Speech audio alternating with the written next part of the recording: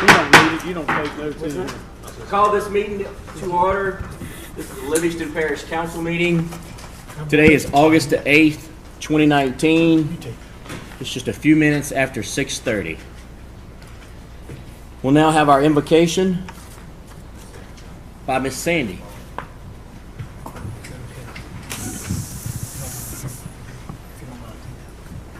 Heavenly Father, Lord, we just praise you for letting us all be able to gather here tonight and the freedom that we're standing in.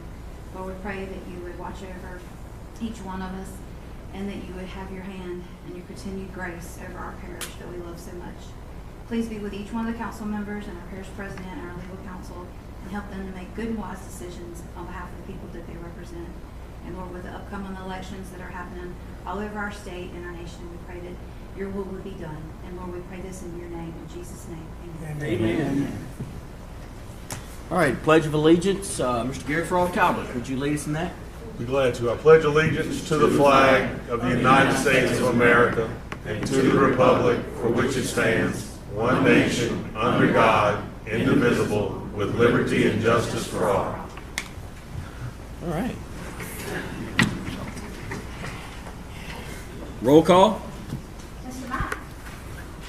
Here. Mr. Wascom. Here. Mr. Talbert. Here. Mr. Harris. Here. Mr. Avery. Here. Mr. Lavelle. Here. Mr. Dean. Here. Mr. Garlinghouse. Here. Mr. R. Here. Okay. We want to silence our cell phones. Can we ask you to put those on vibrate or silence them so that we don't have any disturbances during the meeting? All right, public input. Anyone wishing to address any agenda item? As that agenda item comes up, all you have to do is simply raise your hand and we'll call upon you, and then you can come up to the podium and state your name and your address, and you'll be welcome to discuss the agenda item, your point of view. All right, presentations. Miss Edith Carlin, candidate for State Senate Race, District 13. We welcome you to come to the podium.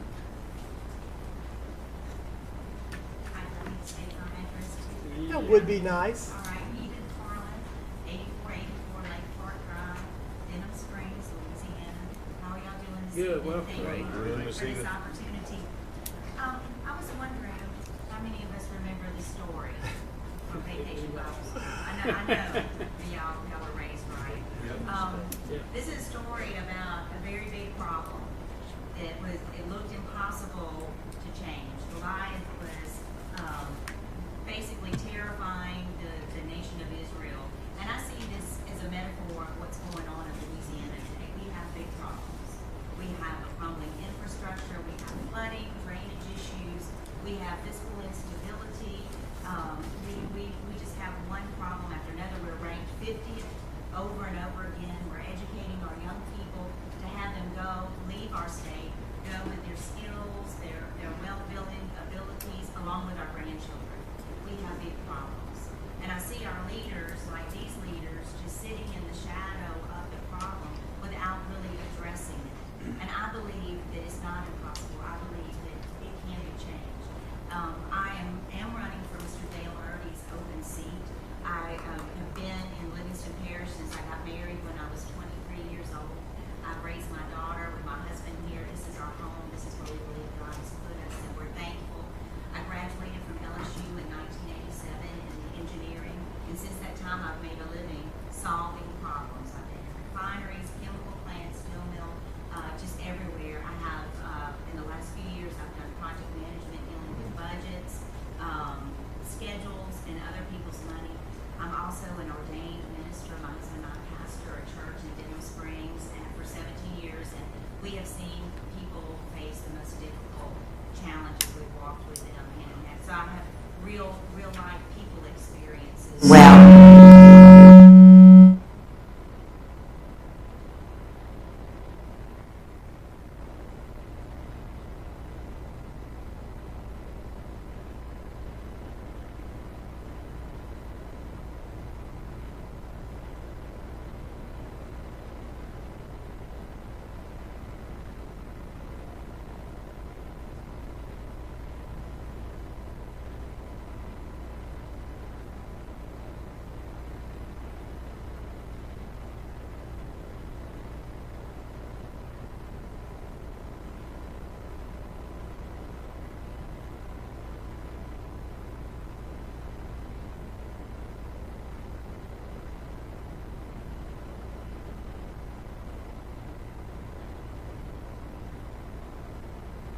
that we need somebody with a different perspective, someone that loves this district and that will go and make some changes for the good of this district along with the good of our state.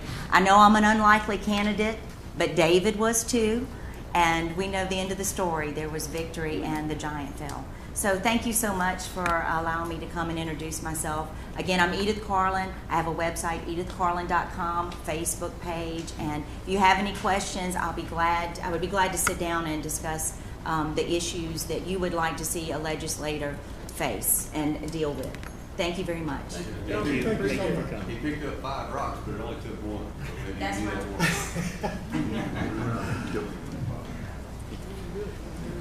Okay. Agenda item 7B, Ms. Tammy Crawford, the speech coordinator at the Livingston Parish School Board, and Ms. Lisa McCarter, gifted teacher, speaking with the students on the Livingston Parish Gifted Kids Travel Program. We welcome you to the podium. Hi, thank you, President Matt, Councilman. Good to see you guys again. We just thank you for this opportunity to speak. And with your help, we were actually able to take 16 students to Italy this summer. And it was a phenomenal experience for them all. And we actually have a young man here who created a video that he'd like to share with you. Jax?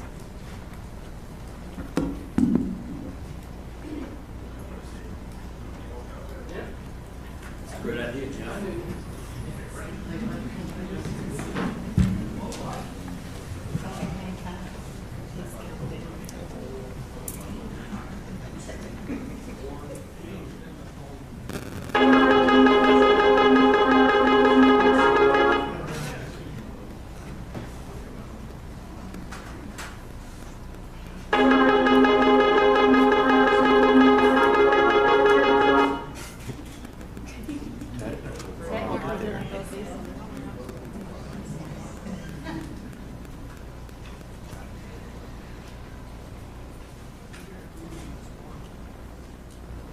It looked like it was a very interesting trip.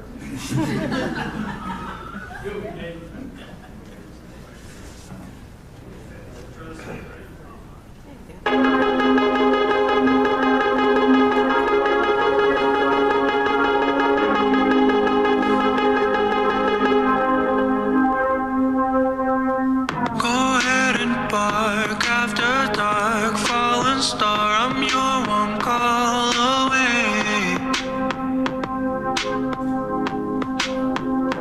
Motel halls, neon walls, when night falls, I am your escape.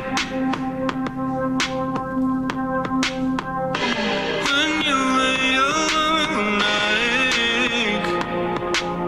something I wanted to feel. If you've been waiting for falling in love, baby, you don't have to wait on me. 'Cause I've been aiming for heaven above, but an angel ain't what I need. Not anyone, you're the one, more than fun, you're the sanctuary.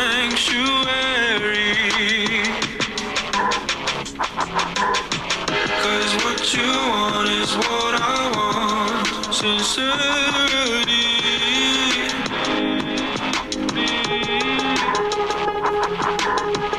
Souls that dream alone lie awake, I'll give you something so real.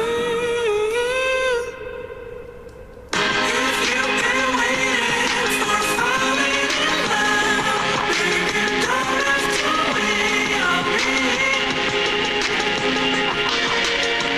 'Cause I've been aiming for heaven above, but an angel ain't what I need. Hold me on so close, 'cause you never know.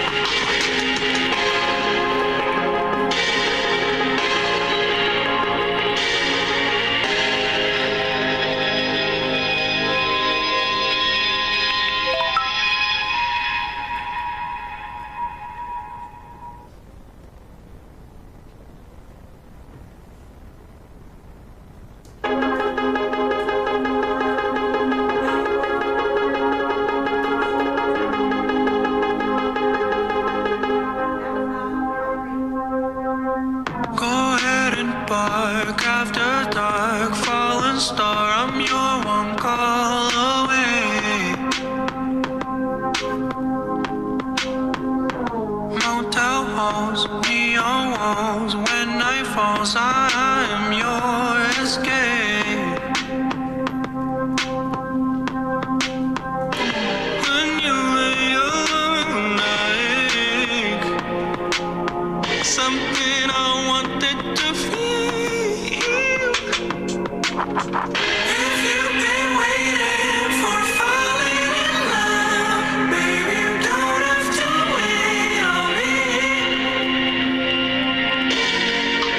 'Cause I've been aiming for heaven above, but an angel ain't what I need. Not anyone, you're the one, more than fun, you're the sanctuary.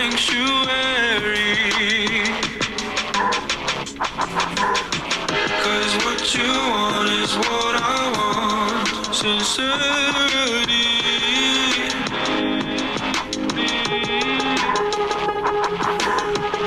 Souls that dream alone lie awake, I'll give you something so real. If you've been waiting for falling in love, baby, you don't have to wait on me. 'Cause I've been aiming for heaven above, but an angel ain't what I need. Hold me on so close, 'cause you never know just how long our lives will be. If you've been waiting for falling in love, baby, you don't have to wait on me. 'Cause I've been aiming for heaven above, but an angel ain't what I need.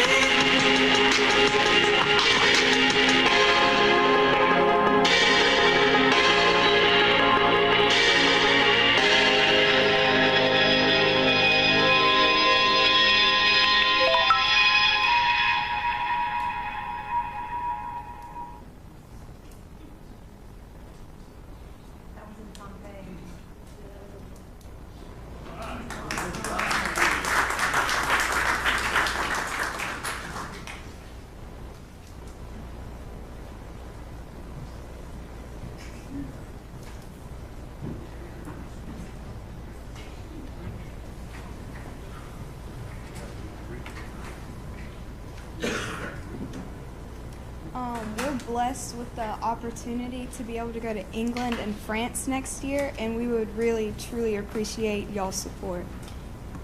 We're going to do another annual clay shoot, and I think it's in there in your packets. We have some flyers for any students that you would know from middle school through college that would benefit or would be interested in going to England or France. That's the contact information. And then the clay shoot was such a success last year. We appreciate all of your support last year, and we hope to see you again this year. It really did benefit these students, and it still brings tears to my eyes when I get to see that stuff.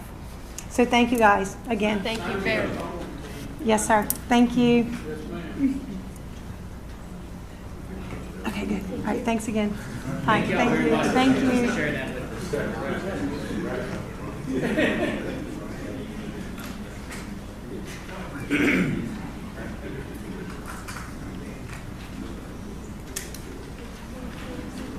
Okay, agenda item number 8.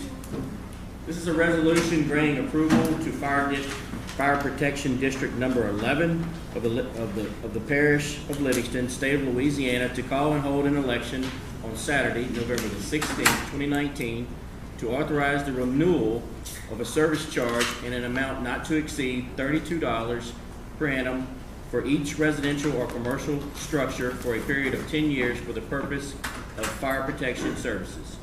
Mr. Jim Ryan couldn't make it tonight.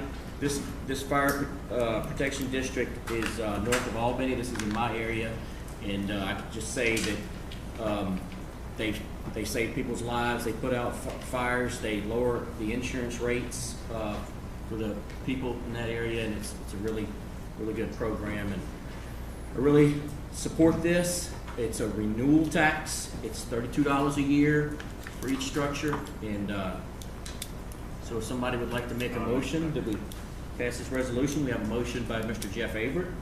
We have a second by Mr. Bubba Harris. Call for the vote on this one. Is there any discussion from the audience before we vote? I apologize, but I want to make sure y'all had y'all's opportunity. Any discussion from the council? All right. I call for the vote on this one. Mr. Mack? Yes. Mr. Wascom? Yes. Mr. Talbert? Yes. Mr. Harris? Yes.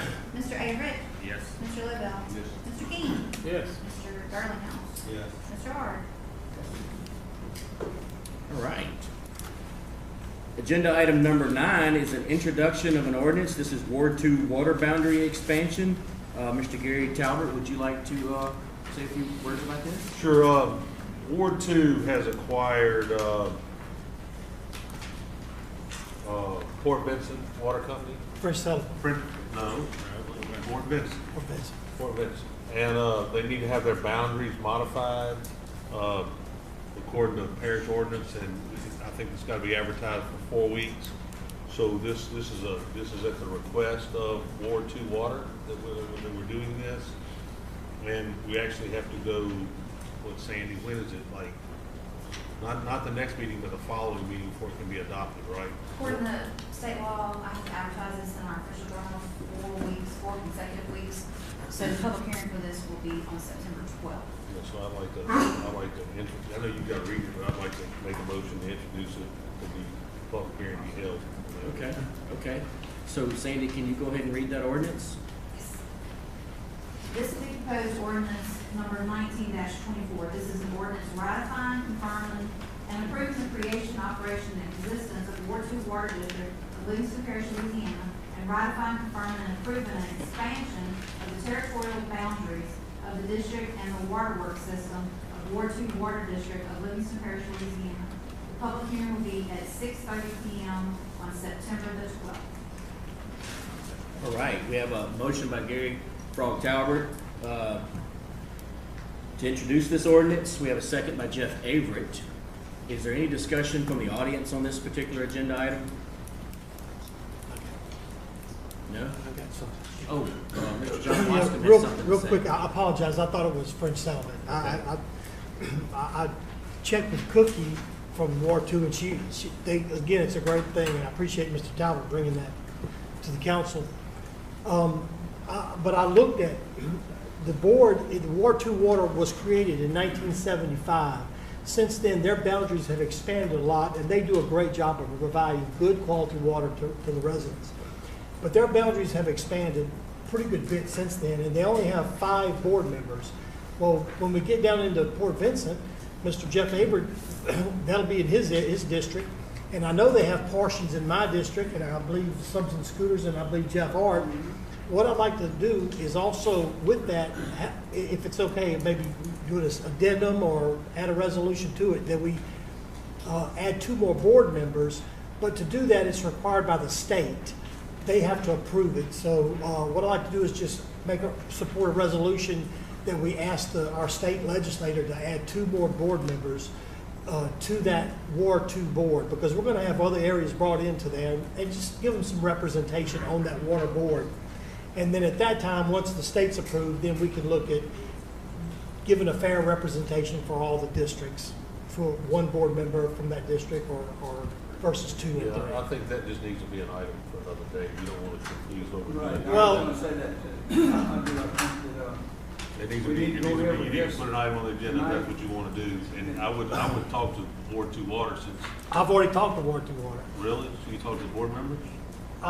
Cookie, she runs it, well, hold on. The board, the Ward 2 Water really shouldn't be making the decision. We're the ones make the decision on that. I mean, why do you not want to do that?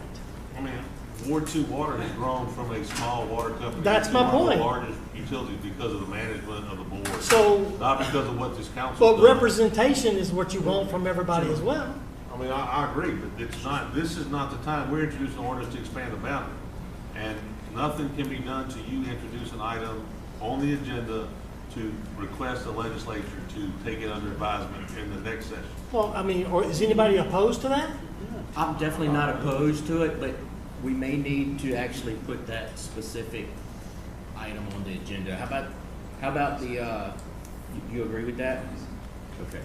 John, that's an excellent idea and a great suggestion. That's fine. Just make sure we do it right, though. Yeah, we just want to make sure we That's right. cover our bases there. Well, That's- y'all want to put that on the next agenda? We certainly can. Is everybody okay with that? Yes, sir. Yeah. All right. All right. Ms. Sandy, that would be official So- request. So is there any more discussion from the council on this particular agenda item? All right. So, call for the vote on this one. Mr. Mack, Yes. Mr. Wascom, Yes. Mr. Talbot, Yes. Mr. Harris, Yes. Mr. Averett, Yes. Mr. Lovell, Yes. Mr. King, Yes. Mr. Girlinhouse, Yes. Mr. Ard. Agenda item number 10, this is adoption of the minutes from the July 25th, 2019 regular meeting of the council. Is there any discussion from the audience on this? Any discussion from the council? Oh, you got a motion by Tracy Girlinghouse. Do we have a second? Second by Mr. Bubba Harris. All in favor? Aye. Any opposed? Nope. All right.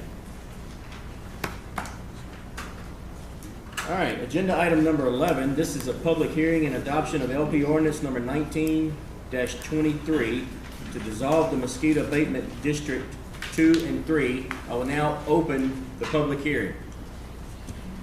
Sandy, would you please read that ordinance? Proposed ordinance number 19-23.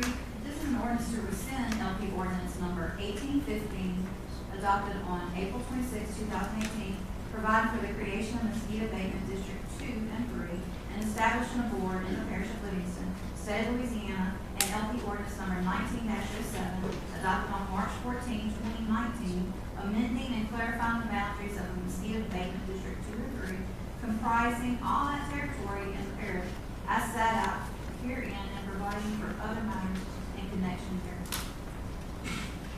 I'll make a motion. Okay, we got a motion on the floor to adopt this ordinance by Gary Frog Talbot. We got a second by Scooter King. Is there any discussion from the audience on this particular agenda item?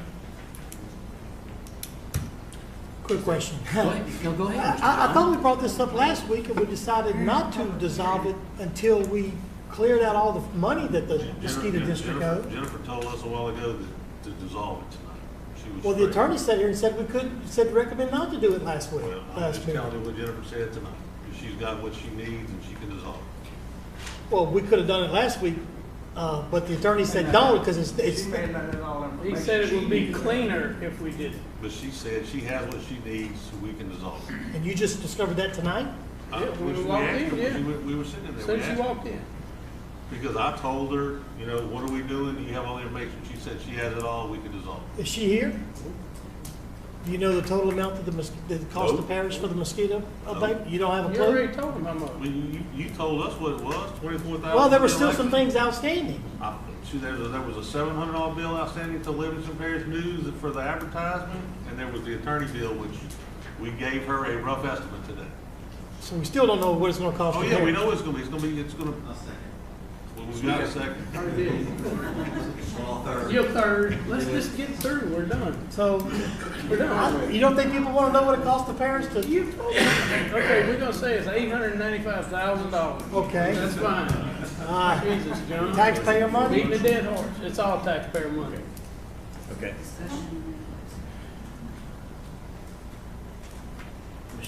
Gerard, is that how you? Giroux. Giroux. Al Giroux. You agree that this can be abolished tonight? Based upon what you heard tonight, that, again, from my understanding, all Mr. Moody said, he thought it would be cleaner to do it the other way, but it's not prohibited to proceed forward. Okay, let's proceed. All right, is there any more discussion on this particular agenda item from anyone within the chambers? Okay, we're now going to close the public hearing. So we've got a motion on the floor, correct? Yes. By Mr. Gary Frog Talbert to adopt this ordinance. And we got a second by Scooter King. We're going to call for the vote on this. Mr. Mack, Yes. Mr. Wascom, Yes. Mr. Talbert, Yes. Mr. Harris, Yes. Mr. Averett, Yes. Mr. Lovell, Yes. Mr. King, Yes. Mr. Girlinghouse, Yes. Mr. Ard. Yes. All right. So we don't have to discuss mosquito abatement no more. Not until next month. To the best of my knowledge, there are no longer any mosquito abatement boards that govern the actual parish outside the city limits within Livingston Parish any longer. In That the is municipality, that's correct. That's right. All right, yes, yes, yes. Okay, so agenda item number 12, parish president's report. Is there anything from the parish president's administration? No? All right. Celebrate. Agenda item number 13, You're probably right. Mr. Sam DiGeronimo. Can you come to the podium pretty please? Okay, guys, first on the agenda is our new South Side Elementary / Junior High campus preliminary site plan. It's a recommendation of the Livingston Parish Planning Commission to approve the preliminary site plan for the new South Side Elementary and Junior High campus. All right. That's in Mr. John Wascom's district. I make a motion, we approve, ratify or amend Yeah, just say support yeah. planning and zoning's recommendation to approve those I'll plans. second that. Okay, so we have a motion on the floor With by no John waivers. No Wascom waivers. With to no approve the waivers. preliminary site plan for new Southside Elementary and Junior High campus. Okay, we got a second by, was it Scooter? All Yes. right. And is there any discussion from the audience on this particular agenda item? No? Any more from the council? All right. All in favor? Aye. Any opposed? Nay? All right, Mr. Sam. Okay, next on your agenda is a waiver. This is for Miss Jackie Pearson, number of lots on servitude. It is a recommendation of the Livingston Parish Planning Commission to approve the waiver on number of lots on a servitude. This is in Mr. Shane Mack's district. I believe it's one additional lot, 5 lots. Yes. The ordinance calls for 4. I'm gonna make the motion, Mr. McElwain. I appreciate that, and I think second. it's actually a total of 6, but I grew up in this area, and I'm very familiar with this area, and it's going to be perfectly acceptable if this passes. All right. Okay? So we have a motion on the floor to approve this waiver of lots on the servitude for this said address on Pearson Lane. Is there any more discussion? There's a second by Jeff Averett. That motion was made by Mr. Gary Frog Talbert. Is there any discussion from the audience on this? None? All in favor? Aye. Any opposed? Nay? All right. This is you again, Mr. Sam. This is agenda item number 14. Planning Department. This is Arbor Walk, 5th filing. Yes, sir, this is Arbor Walk, 5th filing, to accept the roads and the improvements and put in the maintenance system. I'll make that motion. Okay, we got a motion on the floor by Jeff Averett, second by Jeff Ard. Is there any discussion from the audience on this particular agenda item? All in favor? Aye. Any opposed? Nope. Okay, 14. And I would like the recommendation, it's a recommendation of the planning department to release the $177,659.03 maintenance bond. Okay. Is that section built out, Sam? Or Yes, all sir. the houses, everything's done? In fifth. In that fifth file. Okay, so we have a motion on the floor by Jeff Averett. We got a second by Jeff Ard. Is there any discussion from the audience? More from the council? All in favor? Aye. Any opposed? Nay. Okay. Whoa. Wait, Mr. Sam. No, you I'm gotta gonna do you a stay, you're gonna favor. stay here, we're gonna move up an item I'm that gonna do you you a gotta stay favor. here for, and then we're gonna let you go. So at this time, I would like to move agenda item number 19 in front of agenda item number 15. Okay. Okay, what you gonna do, Agenda, Jack? we're gonna move agenda item number 19 ahead of agenda item number 15. And 19 is discussion and resolution to petition administration to send the commercial building located at 38108 LA Highway 16, Denham Springs, LA, to the Planning Commission, and then come before the council and have their drainage impact study evaluated and any other ordinances that relate to commercial buildings be followed to the letter. This is Mr. Gary Frog Talbert had to be So placed I know on the you agenda. had to stay for this, so we just moved it up, so. Sure, okay, go ahead. So we're gonna deal with this, and then, you know, if you need to comment, you'll be here, and you don't have to hang around past it. You want me to sit down or you want to stand? Whatever you want, Mr. Whatever you're Sam. comfortable Sam, with Sam, saying. it'd be all right. Yeah. So we had this discussion 2 weeks ago, and, you know, we asked that the parish attorney weigh in a little bit.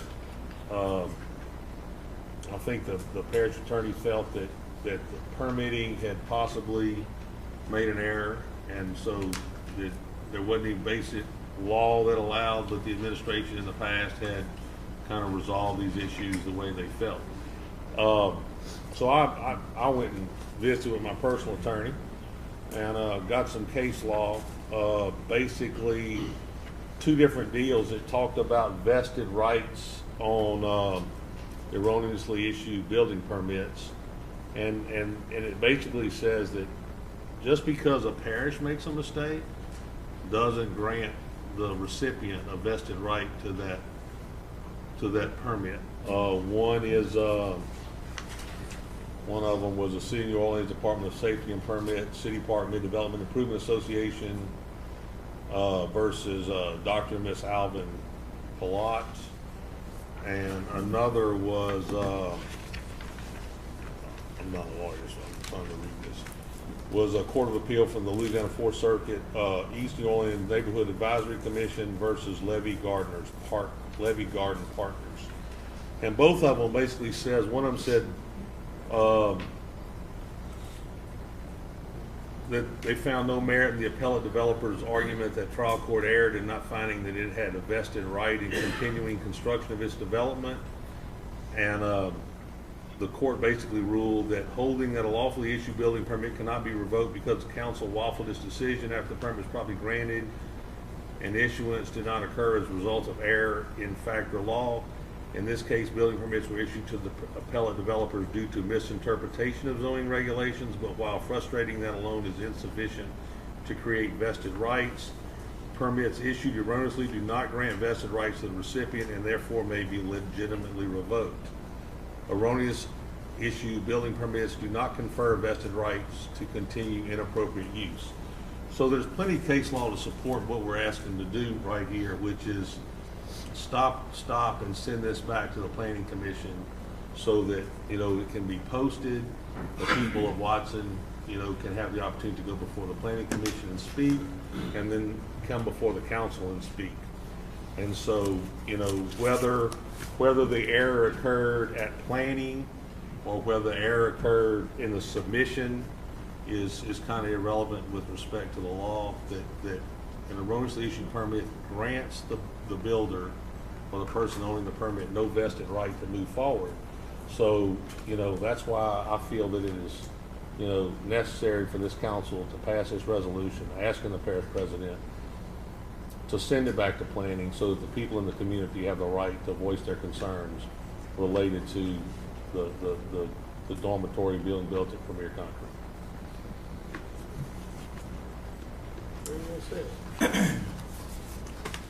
Is Does anybody want to say anything before I say a few words? You it. You mean the audience? Does anybody, I was actually talking to the council at that moment, does anybody from the audience like to say, come on up one at a time, and I'm going to call upon you, and we'll hear as many citizens' concerns as it takes. If you can, try to limit it. Come on. You want to make your comments first? No. No, thank you. Come on up. He was chomping at the bit, huh? I'm telling you. Well, it's my hope that the discussion points in the Agenda 19 will go on without any other distractions and other topics that don't have anything to do with it, actually. And that, I think, will help towards a good, clean resolution for you to vote on. Where does he live? Pardon me. I'm sorry. I was at the last meeting. I Probably appreciate you because I totally that's a skipped good that. idea. I should have done that first. It's okay. We all make mistakes. Just go Stephen, ahead and state who you are. S-T-E-P-H-E-N, Muller, M-U-L-L-E-R. My address is 10229 E-W-E Lane, 70706. Thanks. So, you know, this is not something that we, as a neighbor of Premier Concrete, do usually. And but staying silent in a matter like this is going to show nothing but complacency and maybe even being a little complicit as to what's going on in this permitting process. We, for too long, have watched Premier go out of their boundaries or step out of bounds, so to speak, in different things here and there and let it slide. And by doing so, I guess it shows that we were complicit in anything else they did. So here they go come up with this building, and it's referred to, and has been referred to at all times as the building, the building in Watson, the building in Live Oak, the commercial building. And I think it's time that we call it what it is. I mean, we call apartments, apartments. We call condos, condos, houses, houses. And this is not just a building, it is a migratory workers dormitory. Amen. That's what it is, and it needs to be called that. And we need to address it as that, so we could all be together as what we're talking about. There's plenty of buildings in Live Oak, Watson area, Denham Springs, and the rest of Lewis County. This happens to be the only migratory workers dormitory going on, so we can identify what's going on with it. And I'm sure that, and I was told that some say, well, we don't ask who's going to stay in these buildings. It's, referring to migrant workers. And I said, well, it kind of set wrong with me, but that's not true. If you go to get an apartment, you file an application and you tell them who you are. If you go to buy a condominium, it's all recorded and they know who you are in the courthouse when you record, or if you buy or get a mortgage or something. You get in a hotel, motel situation, you show an ID. This is a migratory workers dormitory. I'm not an advocate for it, nor against it, but that's what it is. And we need to call it that, I think. Again, it's a possibility that this resolution will get passed, and I hope that it does. But should the administration decide not to follow the petition as written or voted on, I think it's, our hope that a clear understanding as to the size and scope of the buffer zone and fencing will come out and be discussed and handled properly. The sewage situation that has been completely deplorable. Again, something we were complacent about. But no longer, we can't. Because it just goes further and further. And I hope this is a testament to the rest of the citizens that are here, that you can't let things just go by. You've got to have a say in these matters. And the only way we know to have a say is to have things properly permitted. As far as I'm concerned, and I looked, believe me, I looked, from December through January. This is August.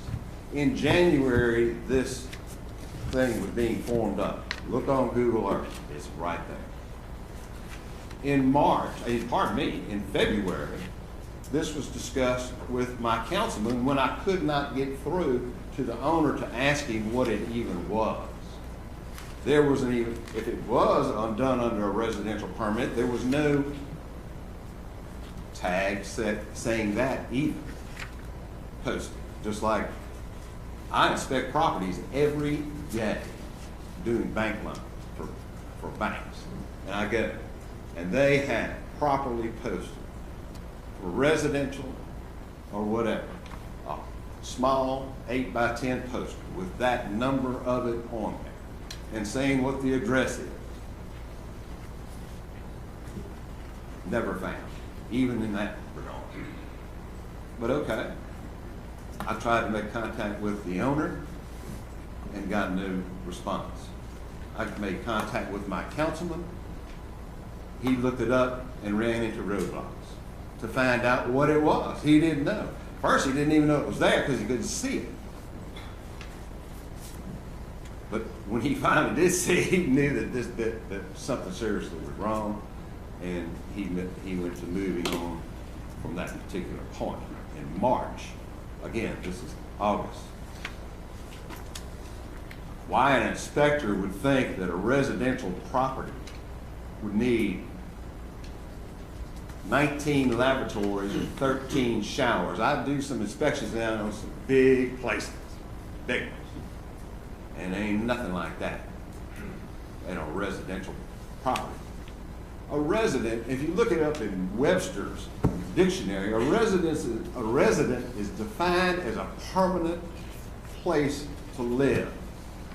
If you look further in Webster's dictionary at the definition, he goes into talking about a resident like a doctor, becoming a doctor as a resident. The third category that it lists in Webster's is non-migratory. That's all it says. Number 3, non-migratory. So this wasn't a residence. It was what it is. It's a migratory dormitory, and it needs to look. Go ahead, please. I just want to ask a question, and please. And later, after I finish talking, if anybody in this chamber wants to come back up and discuss this, it's a very important decision that needs to be made, and I'm willing to give it as much time as it takes to develop it. But Mr. Mueller? Mueller. Mr. Mueller. It's apparent that we had an issue with the permitting process, okay? But now we're past that to the fact that he's been permitted for the commercial building, okay? Now that you are fully aware of exactly the intent and purpose of that building, can you be specific on exactly what your issues are with that specific piece of development? It's a commercial development within an already existing commercial development. So can you be specific? Yes. I mean, we all understand that we had a major problem. Wait a second. You can go as soon as I'm finished. I don't We mind all answering. understand that we had an issue with the permitting process. The construction, to the best of my knowledge, was stopped. To the best of my knowledge, the builder, developer, got with the current parish administration, and they came to a resolution. The builder and the developer agreed to follow every single requirement within the current commercial development ordinance. He has not been given occupancy permit yet, to the best of my knowledge. Is that true, Sam? And so it is the parish president's administration and the parish review engineer's sole responsibility to review that ordinance, to ensure that this development is developed per the requirements of that ordinance. And so we're still, at this point, he's still under construction, which is, to the best of my knowledge, legal within the requirements of the ordinance. When it's over, they still have more inspections to do, and that to me is where we're at on that. So okay, I understand the fact that it didn't actually go through planning, and regardless whether it was intentional filing for this permit or not, it was recognized after that wrong issuance of permit that it wasn't right, and it's to my understanding that permit has been rectified and reissued, and we're in that process to where he's been authorized to continue construction, and that they're still performing inspections, trying to ensure that this development is developed properly. Now, here's the thing. The specific concerns that may have negative impact on the community and the residents of that area, that's to me, I'm just speaking for myself, that's to me what I would like to hear from the community of Watson and the surrounding area. There was one section in that ordinance that requires that you put a sign up, right? So that people are aware of what's about to happen in that area, so that they can come to the planning commission, and so that after the planning commission makes their decision on whether or not the development meets the requirements of that ordinance, then it comes before the council and we vote to approve that preliminary plat. To me, we're past that. We know exactly where the building's being built. We know if they're planning on putting a concrete driveway or a parking lot. Is it required? To the best of my knowledge, this developer has not asked for a variance. And correct me if I'm wrong, Gary, I know you will, but I want to get this straight. It's very important that, that developments within Livingston Parish, to me, this is the second biggest opportunity or issue that we're facing as a parish administration and as council members and as citizens of Livingston Parish. This is to ensure that developments within this parish don't have negative impact on our citizens, that we develop a parish that is good living. So can we be specific tonight as you come up and talk to this council and everybody? What are the specific concerns that you think will have negative impact? Because it's to my understanding that there are some temporary housing there, and that there's some sewer issues. Well, in my opinion, currently, that's what I've been told. Currently, maybe some travel trailers or something. To my understanding, the individuals that's currently already staying there, that's currently already working for this individual that's driving back and forth, they're going to live in these dormitories, and the sewer system is actually going to be upgraded, to meet state codes and stuff. So to me, that is actually an enhancement on compared to what you have today. And that's actually going to be, we're going to be better off as citizens around that. But I'm still open and willing to hear and do what's right from the people. But I would ask that you be specific, if possible, on the exact specific concerns that you have with this development. Well, I heard the same thing you heard, and that's fine. And I did not bring that as part of my talking points to you today. What I wanted to talk about, and since you made it more specific and seem to be allowing me the time, is something that will ensure the benefit of everyone, the council, us as residents, and the owner. I mean, something needs to be done in that regard, and have some sort of conditional use put together on this. And when I say that, something along the lines of in a dormitory. It's gonna fall under our, watch, guys. I mean, things that can happen or need to be, that we could prevent now needs to be done. We don't wanna wait till something happens, in this, coming from this dormitory or because of the dormitory, whether it's from within the dormitory or something coming from out of the dormitory. Again, calling it what it is important, and that's why it's important to be able to show a conditional use for the property. And the design standards, to go over publicly what those design standards are. Is it just, the people here don't know, okay, what's a dormitory? They may be thinking back when they were in college what it was, or when they went to camp or something and they stayed in, it's not like that. So what is it like as a public?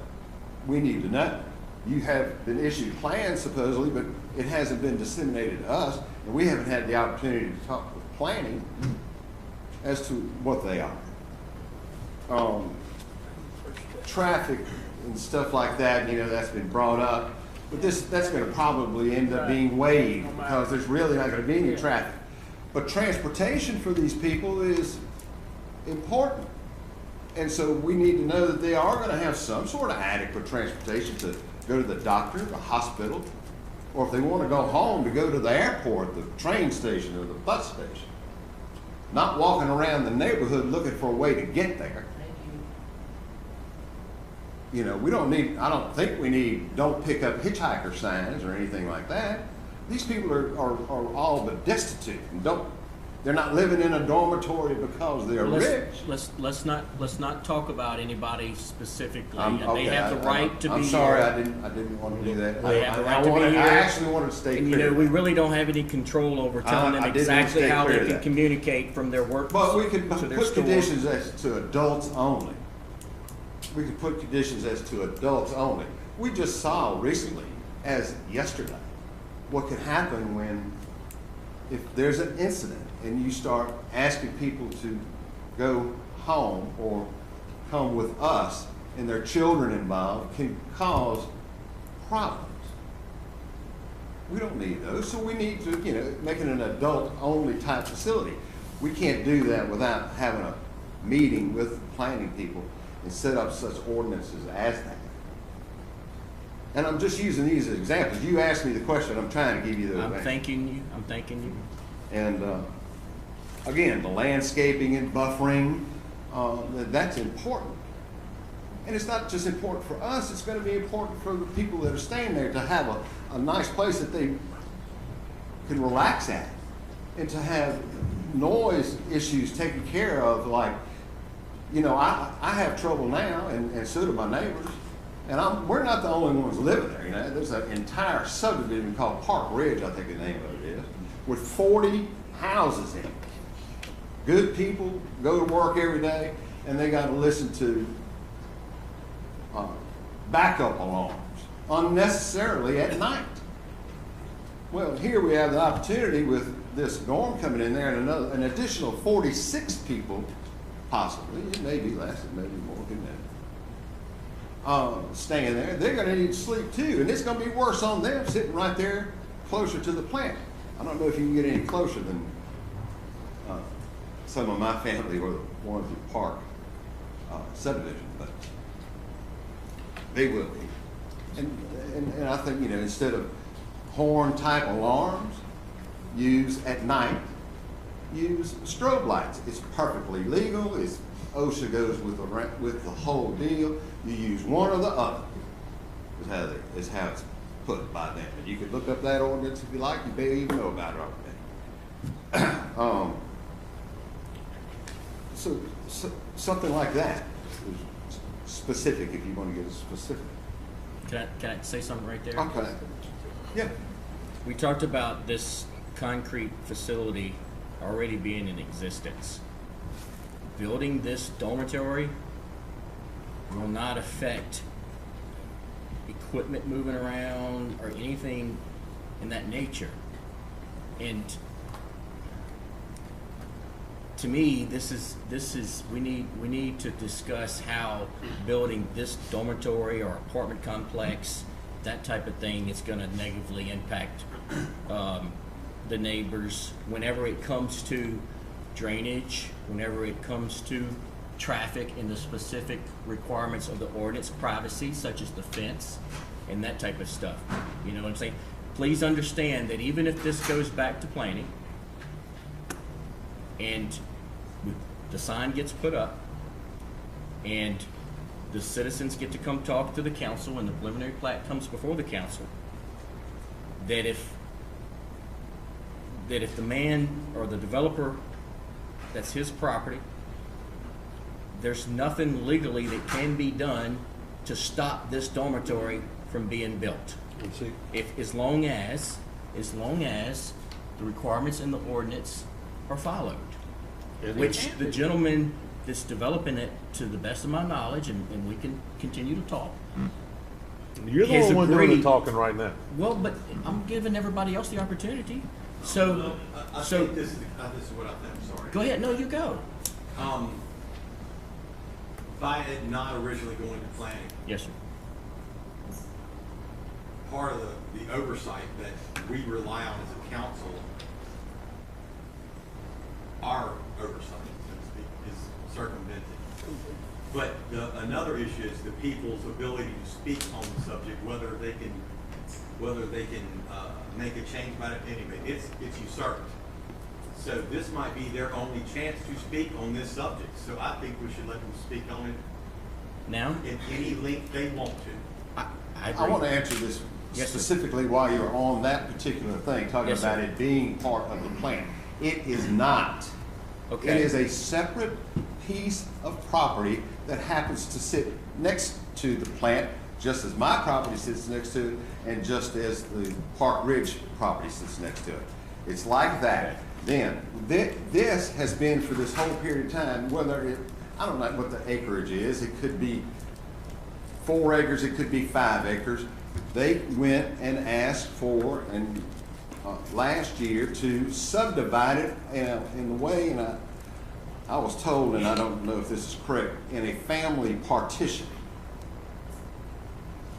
Am I correct in saying that that's what it was? Yeah, there was family partition? there was an affidavit on signed and on 9/21/18 and notarized by Miss Susan Abel, and the address for the second residence on a piece of property for a family member was granted on 9/26/18 with respect to placing additional mobile homes. So that's how the address was attained on the second piece of property, not the property that the plant was on, which I was trying to correct you a while ago. Oh, that's good. So it's an entirely different piece of property. So the dormitory is built on an entirely separate piece of property. Absolutely. That is correct. Now, this property that we're talking about is not something that, oh, we all been sitting there in the plant all this time. No, it hasn't. This 4 or 5 acre piece of property has been a residence. That's where my Uncle Percy lived, and then his daughter lived, that sold it to the investors of Premier Concrete and kept it separate. And the owner of Premier Concrete at the time, and I was there, the owner was there when it was going down, said these words and maintained it like this, that this was going to be like a second home, weekend place to go, and a hobby farm. When did he sell that? Pardon me? When did he sell that? Your family sell that? I want to say it was 99, 2000, somewhere in that area. Oh, just curious. A good while now. And in all this time, it has been maintained that way until here in the last 5 years. He lived there sometimes. His daughter lived there till the middle of last year, I guess, somewhere time like that. And then here in the last couple of years, has developed into a 1 migrant worker, and then a 2, and then a 3, and just kept on going, living in this barn. There was a horse barn. They're projecting 30 people to live in the migratory at first, not 46 or whatever, and that's because those people were in place to move there. And living, and then travel trailers started coming, and this and that and the other. I've gotten into specifics with my son investing in a house, my niece building a house, and then she's having all this plans done and built. And living in Baton Rouge, comes back, settles in Christmas of 2017, and all of a sudden hears all kinds of things going on, and sees all kinds of things going on, and has people unrecognizable to her children looking at her through a half torn down barbed wire fence. Okay, all right, let me move it on. And other things, get back to specifics. Having reporting requirements for, and these are all people on visa. They're on visa, whatever number you want to call it, 2, 3, 4, whatever. They're on visa.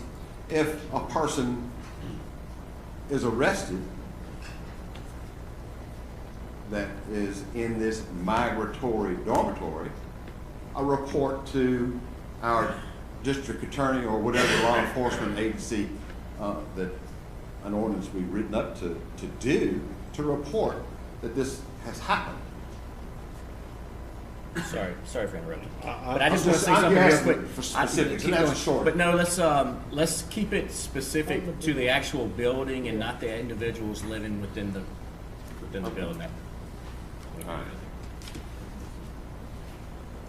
And also, and I'll make this last. And if you have any more questions, feel free to do so. I'm getting dry now.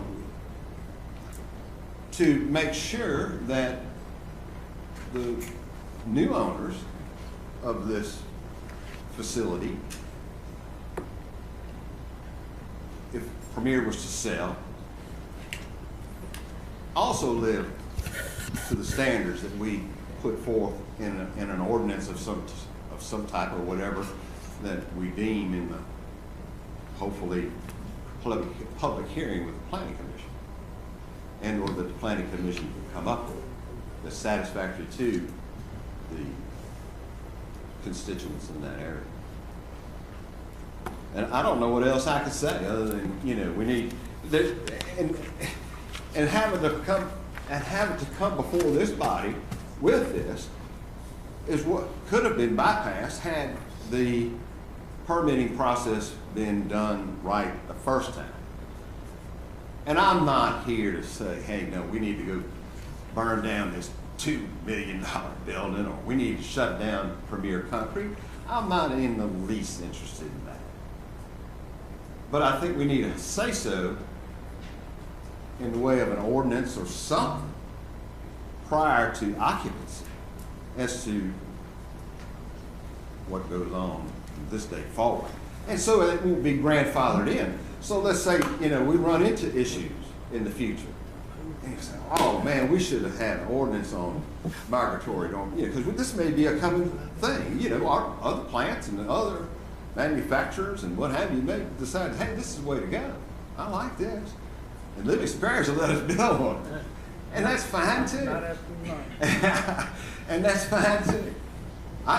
If it's a coming wave, I don't know why it wouldn't be. But we need to have the things in place so they don't get grandfathered out of the deal. They need to know now what it is, not later. And I guess that's it, unless there's any other questions. A migratory workers dormitory. That's what it is. Let's call it that. So at least. Is there anybody else from the audience that would like to come speak? Gary, do you want to go first? No, she can go ahead and speak. I think the thing that's important that we clarify is that you see a list of concerns that Mr. Muller has. You're going to have some other residents come up here with concerns. And part of the concern is that they have questions, they have things they want addressed, and the whole process has been bypassed. And that's the point. We as a government have allowed business to bypass the process and give those people their voice. And that's all we're asking for. All we're asking for is for those residents to have their voice their concerns. And to say that their concerns will fall on deaf ears, not true, because we've all been told, you know, if the project negatively impacts the health, safety, and welfare of a community, we have the ability to stop it. Now, we might have to fight a court battle over it, but if we can show negative impact to the health, safety, and welfare of the community, then I, for one, as a council member, would definitely not have a problem voting no to move forward with the development. And I'm sure if you had a problem with something in your backyard that was going to negatively impact the health, safety, and welfare of your community, you'd feel the same way. And so because of that, to just say that giving them the voice is, you know, not going to accomplish anything is not an accurate statement. And so I think that's the thing we need to get out of here, is that their voice has been cut off. They want their voice heard, and to say that their voice is irrelevant, that it's going to move forward anyway, is not accurate. So that's the point I want to make. But it wouldn't have been set up like that if it wasn't important. That's what we got to look at, and that's what we're missing. You know. Is there anybody else from the audience that would like to come on up, ma'am? Just don't forget to state who you are and where you're from. I'm Rebecca Roberts. I actually live at 1113 Rue Desiree in Baton Rouge. I moved from here, I've lived here my whole life, to Baton Rouge after Katrina, because my husband's job now is out the back door. Mr. John Wascom knows me. It was in tears that I had to leave, but you know, well, he's no, the I'm one. He's always been. I love watching John. He's hysterical to watch. And anyway, first I wanted to thank Mr. Keene and Mr. Talbot, because I actually started my own company 3.5 years ago. Due to some health issues, I had to figure out something to do. I knew something I could do to give people a good place to live, a safe environment with good school systems and good homes. I own 4 homes. People like to call me a landlord. I'm not a landlord. And I'll tell you why I hate that. It's such a negative connotation. My homes are very well kept. I'm on top of everything, and I represent those families in those homes. Every family that has moved in my home is still there. 3.5 years later, I don't call them tenants, they're my members. We are a team. That's how I got this information, is their concern. And they asked me to come to you and tell you they're concerned for their safety with this facility. Like the gentleman called it, call it what it is.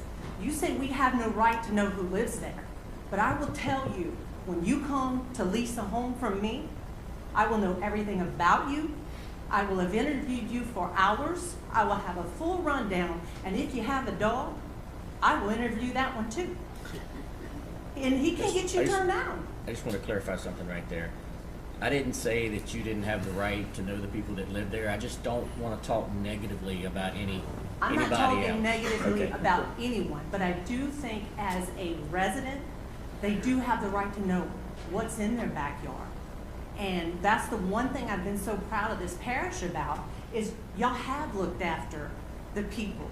We feel safe here. And when my husband retires, I'm coming back. Oh, good Lord. And Wait, no, I didn't say that out loud, did I? I love this parish. I mean, I really do love this parish. That's great. And y'all can say this was an accident, it was an oversight. We all know what it was. Because I can tell you something. I had to jump through every hoop to get my properties inspected. If I had the wrong inspection or the wrong whatever a permit, I was told so. And I had to come back. I have jumped through hoop and jumped through hoop to make sure that I'm legal.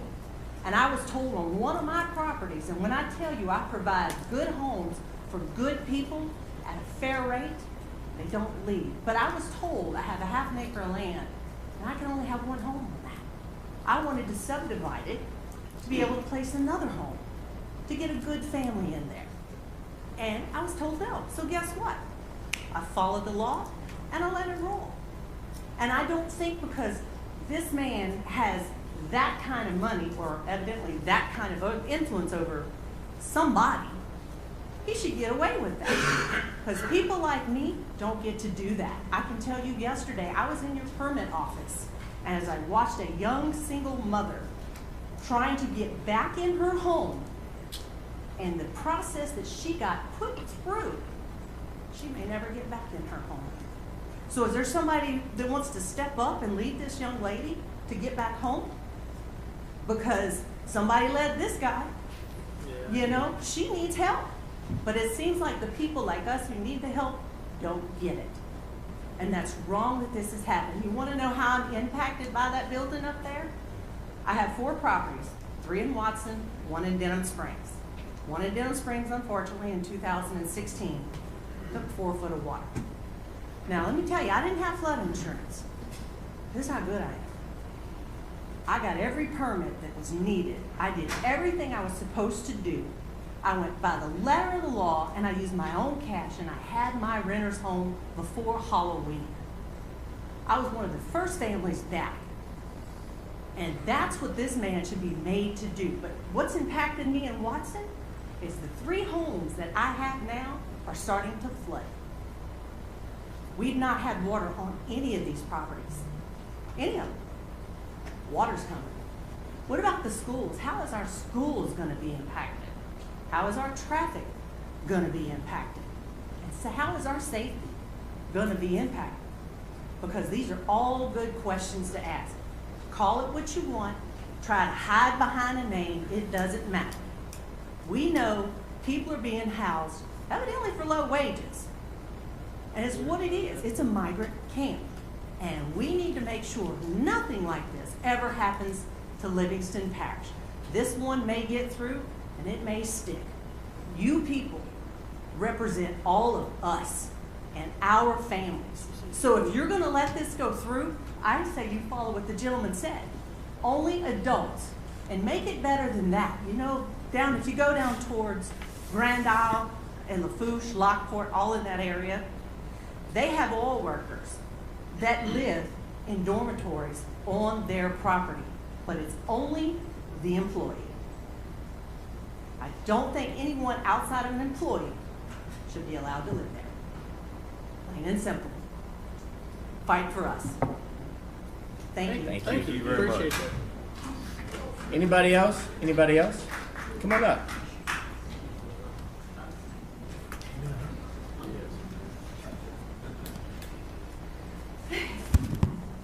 So, is there any process?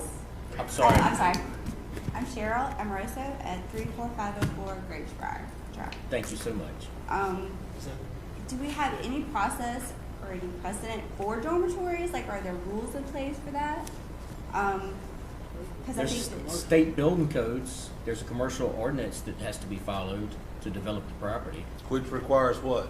Putting a sign up, public. well, I just mean like if I was to say I'm going to build an addition to my house, but I really want a daycare, so I'm going to make that a daycare, and y'all find out and are like, oh, like, well, that's not the right thing. You need to get a commercial one. And I say, okay, well, I'm going to have a daycare. And you're like, well, as long as you, like, do these other things, you're not going to tell me I have to do certain things to build my daycare? There are a Like, lot of state laws that require there's a lot of requirements whenever you have a daycare that would have to be followed. To the best of my knowledge, this man's meeting all the state building codes and So I'm requirements. saying there's no requirements for a, like a daycare, is like, or a dormitory. Like, or, I mean, like, is there no guidelines of what? Just the rules commercial are in ordinance. place? We don't govern the building codes. This is, you see what I'm saying? Yeah, the commercial building codes you gotta follow. So other than that, there's nothing that oversees that dormitory, just the building code. Sam, do you wanna chime in here? I mean, there are lots of rules and regulations. There are a ton, you know, but I think she's asking whether it just falls under the commercial ordinance or, yeah, and there's It falls guidelines under that the they commercial have to meet. Residential ordinance, or we have commercial? just two. And this follows. Right. Yeah. And And the the daycare would fall under commercial, but just living there with your family would be the And residential. I don't think the big thing with me here is not what they building at all, or Oh, who's going I to be there agree. at all. I agree. I just was curious if there was, like, once they're there, are there any oversights of what can go on there? Well, there's state laws that everybody has to abide by. Also, No, but is there, and I don't mean this any weird way, but if people are coming back and forth migratory, is there some sort of process screening that they would have to go through to not bring That's in? federal and state regulated, to the best of my knowledge. So they do have to go through some process for To get any into the country communicable and all that, diseases yeah. that, Unless like, they're illegal, then they don't know about Well, I mean, I don't know, there were 700 of them yesterday that were rounded up, that were Food working processing somewhere plant. that got through the cracks. I don't. So I'm that telling would you, be there are one laws out concern as far there. as health and There's safety laws of out there to the protect the individuals citizens. Yeah. For the where we non-criminal. live would be bringing in things that, you know, don't really pop up all the time, that people aren't necessarily, don't have lifelong, you know, vaccinations and everything else for. But, and then also, to what they said is, what happens if they do sell the property? Will y'all put something in place to what its use will always be, that it can't change? And also, what about if they have extra space? Are they allowed to do whatever they want with that extra space? Can they rent out that extra space? Could they lease it to the government to, you know, for families? Could they, like, are there going to be anything in place to say what else can go on in that facility? Well, anybody can correct me if they think I'm out of line here, but what we regulate is the development, to ensure that the development is Right, I know that's developed, all y'all have constructed to properly, you know. There's state building codes and all this kind of stuff, but I mean, once somebody has a piece of property and they own the building, I mean, yeah, they can do what they want as long as they're under the guidelines of the law. Well, right? Ms. Cheryl, I'm gonna make a point. This is the first time a dormitory situation has come up in Livingston Parish. You know, I mean, so this uncharted waters for all of us. I mean, we know that there's a commercial ordinance that you should follow, and we hadn't even got to that right yet on this particular building. But I will talk to you. I mean, I know what a lot of your concerns are, and we've done some research, and you know, it's not. I mean, this is outside the realm of really what we might be considering tonight. I mean, I can tell you it is, but I'm sorry, I'm trying to find this email. There is an ordinance, and some places are way more proactive and on the cutting edge with this stuff because it's become a problem for them in their community. But as an example, Lake County, Florida has an ordinance specifically designed for this particular situation. There are reporting requiremements, there are all kind of requirements with respect to it. So, you know, we now know as a council in Livingston Parish that this is a possibility. You know, sometimes it's hard to plan for what's never happened before, but now we see what's coming. And you know, when you do some research and you look at man camps that are existing in, you know, Cameron Parish and other places, you know, in the state based on construction, and then you look at now what's going to happen in your in your, you know, bedroom community, so to speak, that there might be some things we need to consider.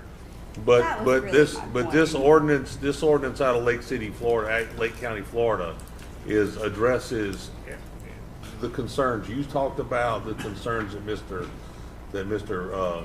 Muller talked about earlier, and it might be something that this parish council has to consider. But to get to your point, yeah, if you wanted to build a daycare, you would have to put a sign. You know, you would have to make sure that you had a site plan and a visit with the planning commission to schedule a date to go before the planning commission to be heard, and then that recommendation would come to the council, and then this council would approve or disapprove your site plan, and then you get to deal with the engineer. And so, yeah, your daycare would follow under way more scrutiny than this migrant worker dormitory is following under. So consequently, you know, given it's what I've said all along, sometimes this parish is easier to have forgiveness than his permission. Right. And that's a particular instance where, you know, you just try to move. They're trying to move forward in something without giving the people their voice, and that just needs to happen. And so, I don't know if that answered every question you had, but yeah, there are some things that we need to address as council that we're not going to be able to address with respect to this building. But we all need to be aware that this could happen in any of our backyards in the future. And it's something that we probably need to look at. So you don't think y'all will address it? Another one in Livingston Parish. No, okay, where's that at? Down Highway 16 across from the Walmart, the neighborhood Walmart down there. You've heard of Zuno painting contractors and that? I've heard of the Zuno. I didn't know they had a man camp or whatever there. And you know, there's some It's other. very nice. I mean, it's kept up. It's great. I mean, but there's some other considerations. You know, we have a hotel motel tax in this parish that funds, you know, different aspects of different entities in government. And if the people staying there are paying rent, is that subject to the motel hotel tax? And we need to look at some, you know, some laws with respect to that. So I just think the whole issue here is that people want to voice their concern and they're not getting the voices. Okay. Yeah, I mean, I think that there should be, before y'all just say, well, it's done, and there's nothing we can do, but next time we'll fix it. I just feel like you should address these issues. You should say, okay, well, no, we're not going to let them have entire families there that would impact our school system, that would affect our health, like possibly. You I mean just feel like disease or something? Right, I'm talking about like measles, things that we don't have but in little bunches places. Not measles, because I don't really care about measles, but I'm just saying any other thing. Would you say measles? Measles. Measles. Typhoid, Okay, I'm sorry. Anything. I just I'm wanted to saying make sure from I other got that. places that they do have problems with at the border. I'm not like, I'm just saying that is a thing that there are things that could impact us, and I feel like before y'all just like forgive it and let them go, that these things do have to be say, okay, well, it is just men and not families. It is just like there should be something in place for y'all to, and y'all could do something about that. I mean, y'all do have a way to say these are the ordinances over a dormitory. Like y'all do have that ability to just make sure that it doesn't then, turn into something it's not meant to be, or at some later date. So. Thank you very much. Shane Moore. We've got a hand up in the back. No, he's Shane's. Come on up.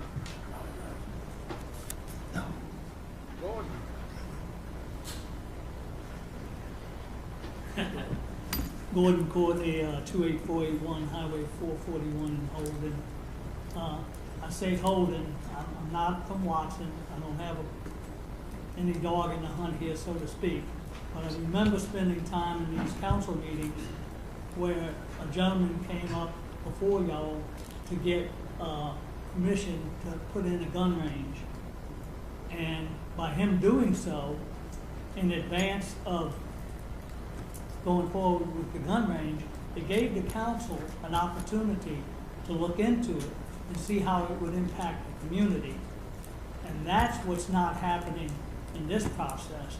And that's why Mr. Girlinghouse and Mr. Talbot and hopefully a bunch of the other councilmen have a concern.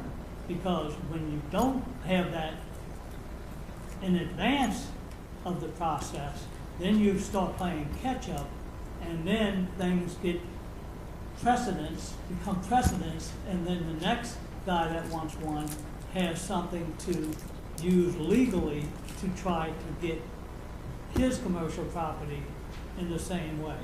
That's all I've got to say. I believe very strongly that if nothing else comes of this, this entity should be brought before the council, and the people in this parish should have a voice so that ordinances and resolutions, whatever is necessary to regulate that type of activity, can be done in advance of the building of these buildings.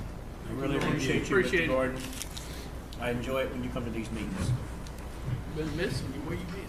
Wait, I'm sorry. I was pointing to the girl in the purple. I'm very, very sorry. I should have been more clear. It's my fault. Come on up, ma'am. I apologize. I apologize back there. Nicole Mullins, 34977 Phillip Drive, Denham Springs, 70706. I'm going to say it. Go ahead. Nobody else wants to say it. Everybody's concerned about illegal immigrants working there. That's it. Bottom line. besides the fact that we all got screwed on the whole process of the commission or the permits. Like you said, it's null and void at this point. People are concerned about illegal immigrants. To work at that thing with the dormitory, he is supposed to have visas for all of those people. There's supposed to be a federal process that they go through to be able to come here. He is supposed to provide housing for them, as well as income. He is supposed to provide medical. He is supposed to provide a lot for them. Yes, he gets to pay them a low wage, but he's providing housing and everything for them for the 6 months that they are valid to be here.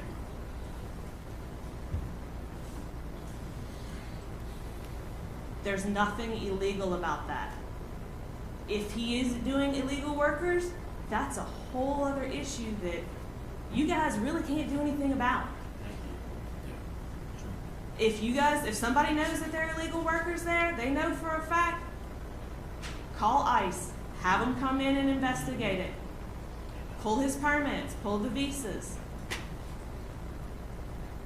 But as far as that goes, that's what we're all really concerned about. And if the man's not doing anything illegal, he's not doing anything illegal, and there's not really much we can do about that. And we have to accept that. That's it. Thank you, thank you.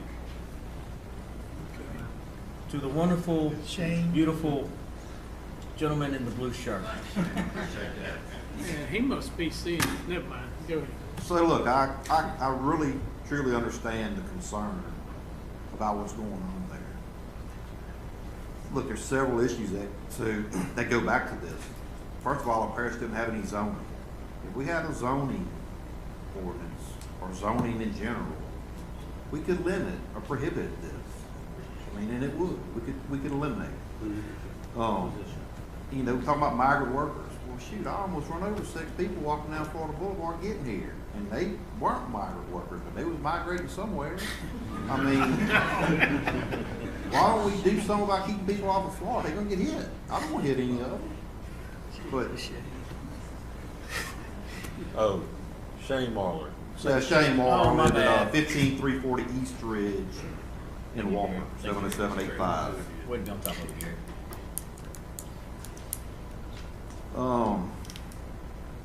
Really and truthfully, you know, I build on several pieces of property, and I may have a different perspective of this, but if he's done the process and then we start telling him what to do, we're really infringing on his right to his personal property, the owner of it, and his quiet enjoyment of it. I mean, that's a given right from our state, our Constitution of America. I mean, that's a right, quiet enjoyment of personal property. So if we start telling people what they can and can't do, saying, hey, you can only have men, I mean, that's almost discrimination, saying only men can come, not women. I mean, we're almost getting in a different class of stuff that's not even y'all's realm. Getting out of the lane, that's right. We don't need to get in there. And look, I build houses, and so I've bought 20 lots in the neighborhood one time. They had 20 lots available on another street. The developer sold the 20 lots to a big box builder. And look, it's no different. Look, I took a hosing over it because I build custom homes. This is tract builder. I mean, it was detrimental to my business. I came out of it. Look, it was a horrible thing for me. It's business. I couldn't fault the person that sold it to him. He sold me my lots, sold the box builder their lots. It was a business decision on his part. Nobody come and appeal to the council, hey, make him not sell them to him, or that's bad business. I mean, that's not how it works. You can't tell a privately owned business how to run their business. And then my final remark, this whole issue is not a legislative issue. It's an executive department issue. So for it to be back at this council is really not the place for it. It's really out of order for the council. And y'all follow Robert's Rule of Order. It's out of order. It should be an executive problem. Even if the executive department doesn't want to take care of it, it's still not the council's problem to take care of. And I understand that this is a petition to them, but it's an executive issue. I don't know if the council has, I guess they have the authority to, but I don't know this in the rule of order to proceed with that. For a request? Well, That's all we're asking for, a request. Shane, I guess, I believe it's in our rule, at least I asked. I guess the thing I'm gonna do is the council created the law. And it looks like the administration usurped the law. Whether they were fooled into usurping the law, or whether they, accidentally usurped the law, or whether they purposely usurped it is not my concern. Correct. But we can show you case law that erroneously issued permits do not grant the builder the vested right. So what I'm saying So what's is, he doing illegally? well, I mean, start off with, he created an address under a false condition, and then when he What's the address? Do you have it? Yeah, I've got it right here. 38108 Louisiana Highway 16. What's the address of Premier Concrete? 38120. I mean, I need I think that's it. Because I've looked for the divided parcel, I can't find it. Well, that's because if you go look, 38108 is not on the divided parcel because it was just done, late last year. But if you go pull the Premier Concrete parcel and then look to the right, they're like three They parcels. have 3 parcels. Yeah, there's still those other parcels still in the estate name, if I remember correctly. Is that the one that's just subdivided? And how many acres is that? So it's 4.21 acres, but I thought it was divided, split in half. It's not split in half. They got a family partition for the second address. There's still one piece. Still one piece of property, but they second said that it would be a family member moving a trailer in there, got the second address. And then went and bought the building permit. On that address, it was granted as a family partition to build a residence because the application says the contractor homeowner is self. And you and I both know that you can't go build anything else except your own house without a contractor. But they are a contractor. But that's not, but the permit's not, the permit's pulled in his name for That means it's his property, he's building a piece of property, and he's the contractor. Right, so, but it can only be a residence. Well, not if he didn't pull the right permit. Which he couldn't pull because it was a family petition for a resident. But Correct me if I'm wrong. Go ahead, Mr. Clark. My opinion is we beat the dead horse. Yeah, that's what I'm saying, this is an executive. Yeah, I know we've got some ordinances coming up. Yep. And look, all the laws that we are talking about, we already have state laws to prohibit illegals to be here. We already have laws for all this. Why are we insisting on making new ordinances and new laws? Every time I come up here, there's a new ordinance, new law about something. That's what we do. I'm new ordinance, new law out. What else do we do? I mean, get somebody in the law. Gary, can you correct me or explain to me? Okay, so originally permit not accurate. Okay, They shut down the development in March and then they get reissued. Is that true? Can you explain that? Okay, so in March, when I went and identified that how is there a commercial building being built in the district that didn't come before planning? And was told, well, it was being built as a residence. Well, it was obviously not a residence. I mean, so in essence, we issued a residential permit based on what we were told. Planning issued it, a residential permit based on what they were told. When they were notified, they issued a cease and desist. And instead of following all the regulations that you normally follow in a commercial building, they just chose to issue the commercial permit after the fire marshal approved it. Approved the changes to bring the multi-family building dormitory up to standard. So, but Shane. I just want to ask Sam real quick one question. I'll forget if I don't ask it now. Sam, can you come to the podium, pretty please?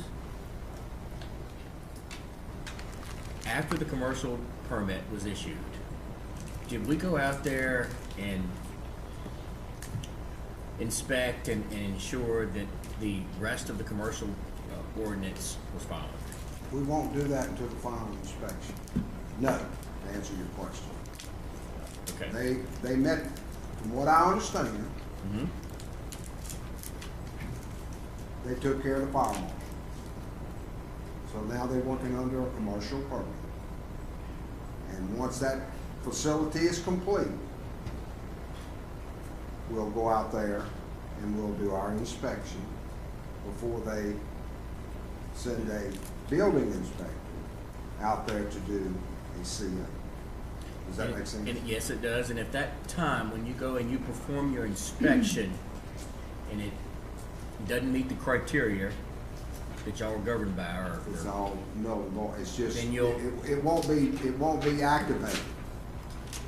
The CO. You'll have to fulfill the obligation in order for us to give him a fine, in order for him to get the inspector to go out and give him a CO for occupancy. So Sam, what are you gonna, what are y'all gonna inspect? Y'all have a site plan now? we're gonna get you, bud. They have a set of plans, yes. Do you have a site But plan?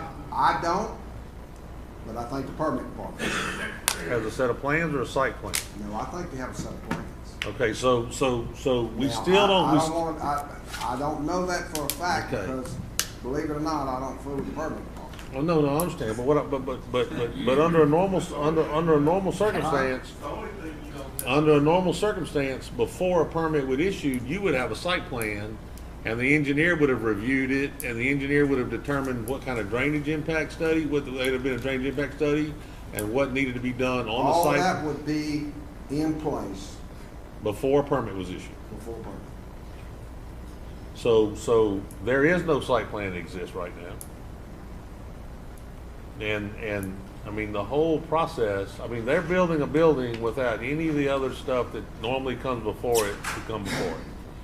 And so all we're asking to do is ask the administration to do the things that were skipped over. That's all we're asking, is that have them post a sign, have them submit a site plan to planning, have planning bring it before the commission, have the public the right to go to the commission and make comments.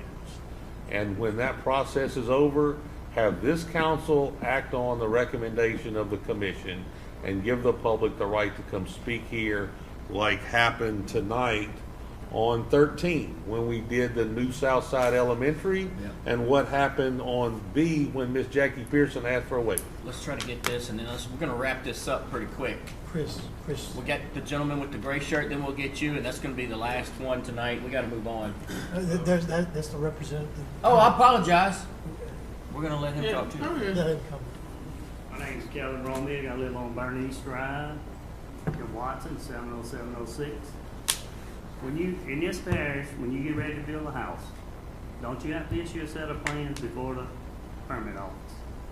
Yes. And they give you the right to look over and give you the right to build a house, don't they? Yes. Where's the plan when this thing started building? I know to me, it's like an intent to fraud. He come in and got a trailer lot, what I said, he was putting a trailer on the thing.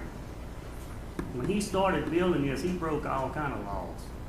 State laws, he broke the laws of the parish, because he's basically, it's a condo, I mean a dorm, but it's like a motel. He's gonna house all these people. The state comes in there before you even break ground. They can look at the plans, they can tell you what you can do, what you can't do. As residents, he skipped all of that. Y'all didn't look at no plans. So now you're gonna say, well, he got the right permits, he can go ahead and build. We don't know what's illegal, what he done illegal in the slab work, because that's all got to be inspected. None of that was done. He done built walls. We don't know what's in the walls. You don't know what's in the foundation. My father-in-law puts in treatment plants. They come out there and tell you, the sewer guy comes out there, tells him what is it, irrigation, filter bed, what they gonna put up there. That many people staying, they need a commercial unit. Resident ain't gonna work. So my thing is, why wouldn't it call, where's the plans at? Is there plans submitted for it? Sam, can you answer that? When he came back and he got his commercial permit, did he submit plans for the building? Because if he hadn't submitted plans, he shouldn't be able to drive one more nail on that building. Because I couldn't do it on a house. You were going to shut me down tomorrow They did do So why did they give him the permit and tell him to keep on working? And they don't even know if a set of plans even exists for him to build. There's no kind of approval. We just, oh, you got the wrong permit. We're gonna issue you a commercial permit, but keep on building. To the best of my knowledge, they issued a cease and desist when they realized that there was an issue. Okay. And then So they where's did the before, plans? and then they did, well, we don't have them here tonight, but they did. I wanna know if plans was issued, when they give him the commercial, to go ahead with the permit, did they see plans to be able to issue him that commercial permit?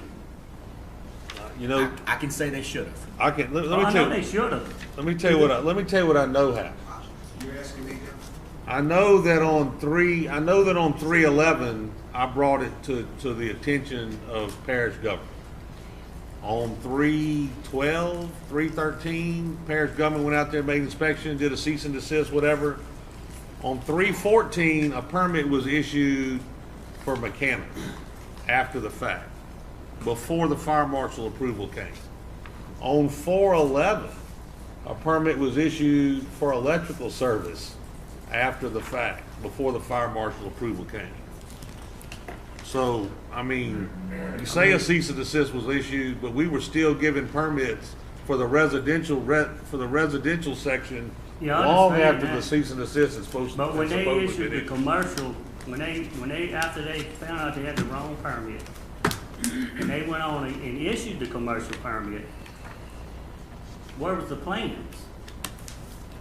I don't know. That seemed like to me the plans should have been looked at. And said, we're not gonna give you no permit till we look at plans and see what's gonna be done. And all of y'all sitting up here, if somebody come in your backyard and started constructing a big old building to house 50 workers, and I'm not against the workers, if they come here legally, I'm for them, they got families and all that. But wouldn't you question that? Wouldn't you wanna see that big white sign saying, we building a dorm here to house workers on our plant, which they did not do? They don't have nothing up there. It's behind the building where you can't see it. Nobody can see it. And we would have never knew about it if Gary didn't bring it to our attention. It would have been built as a residential place, putting a trailer on it, and that had 60 people living in my community that we know nothing about. Wouldn't have knew nothing about it, and I think they was gonna build it back there and they could hide the people to work, and we would have never knew nothing about it in our community. And he got the right, it's his land, he's got the right like me and everybody else, but he's got proper protocol to follow, just like me, you, and everybody else. And that's why I said, when you build a house, you bring plans in, and they tell you what you can do with that house, if you got the approval to build it or not. There's no, I guarantee you, there's no plans being submitted to build that building up there. And y'all, and they went on and give him the commercial. Now, I think the parish president should have been here to say a lot of this, because I think the commercial permit was issued and nobody ever even looked at the plans. And I guarantee you, state laws was broke when they formed that and started building that building. Whether they admit to it or not, there's laws that was broke. I know we can't go back and redo it, but I think the plans ought to be looked at and see what they built, how many bathrooms, what size sewer system needs to be put in. I mean, you got a lot of things. And they just go, yeah, we give you the permit to go on. And I think as residents and as a community, we better than that. We way better than that. We got a good community. That's why everybody wants to come to Livingston Parish School Systems. You know why? Because we try to uphold a better standard in a lot of places. But over this, we look bad. I'm gonna tell you, it looks bad. And I applaud Gary for bringing it out. I would have never, I just heard about it. And as the crow flies, I don't live a half a mile from that place. And what about the people that live next to this when they get ready to sell their homes? Is this going to affect their property value? I wouldn't go buy a home by them. Yeah. Would you? No. You, in your heart, you can honestly say you wouldn't go buy a house next to that. So that property value is going to go from $125, $135 a square foot, probably to $75 a square foot. Because ain't nobody going to want to buy that. And right next to that place, I don't know what happened, but they did find a Mexican guy drowned in that pond right there a few years ago. And to my knowledge, I think somebody got arrested a few weeks up there, was wanted in El Salvador for murder. So there's a lot of things that the public needs to know that we don't know. They trying to like stiff arm this thing through so they can get it built. You know, my kids is through school, they've been through school, but I'm gonna have grandkids one day. And I want this community to be like it was when my kids went to school here. And I just think if every individual that builds a house in Livingston Parish got to put a set of plans before the board to get permission to build a house, they should have had to put a set of plans before to get it built. And whoever gave them the commercial permit to go ahead, they at fault because they should have said, we need to see the plans before we issue that. We need to put a cease and desist order on it. That's true, but we're not 100% sure that that didn't happen. So, And I'm not arguing. What my thing is, let's move on. Please, got 60 seconds. We need to wrap but this up. he should be able to drive another nail. As I Got it. I agree. Right. Okay. Yep, thank you, Kevin. Let's get the gentleman in the back standing up. Wait, Mr. Sam wanted to answer something. I'm not arguing the point with Jim, but in order for him to get that commercial permit, he has to submit those approved plans. I ain't gonna do it now because he's gonna be Well, hold on. By the fire.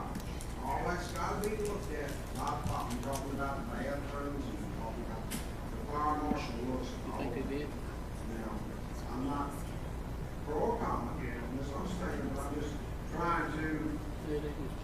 We're gonna move Yeah, on. I think. We're gonna move That's on. okay, Mr. Sam. We get it. We're not 100% sure, but we do feel confident that the commercial plans were reviewed. Okay, so who do we have at the podium here? My name is Charles Manali, and I live at 307. Excuse me, I can't hear you. There's some caulking in the back. I can't hear. My name is Charles Manali, and I live at 30772 Provision Lane in Denham Springs. For about the last 20 years, I've called Watson home because that's predominantly where I live, is in Watson. I'm temporarily back in Denham. I've been a builder, contractor, developer for the past 40 years. And for every project that I have pretty much ever done, I've had to submit plans. I've had, if it was a commercial project, it had to be submitted to the fire marshal.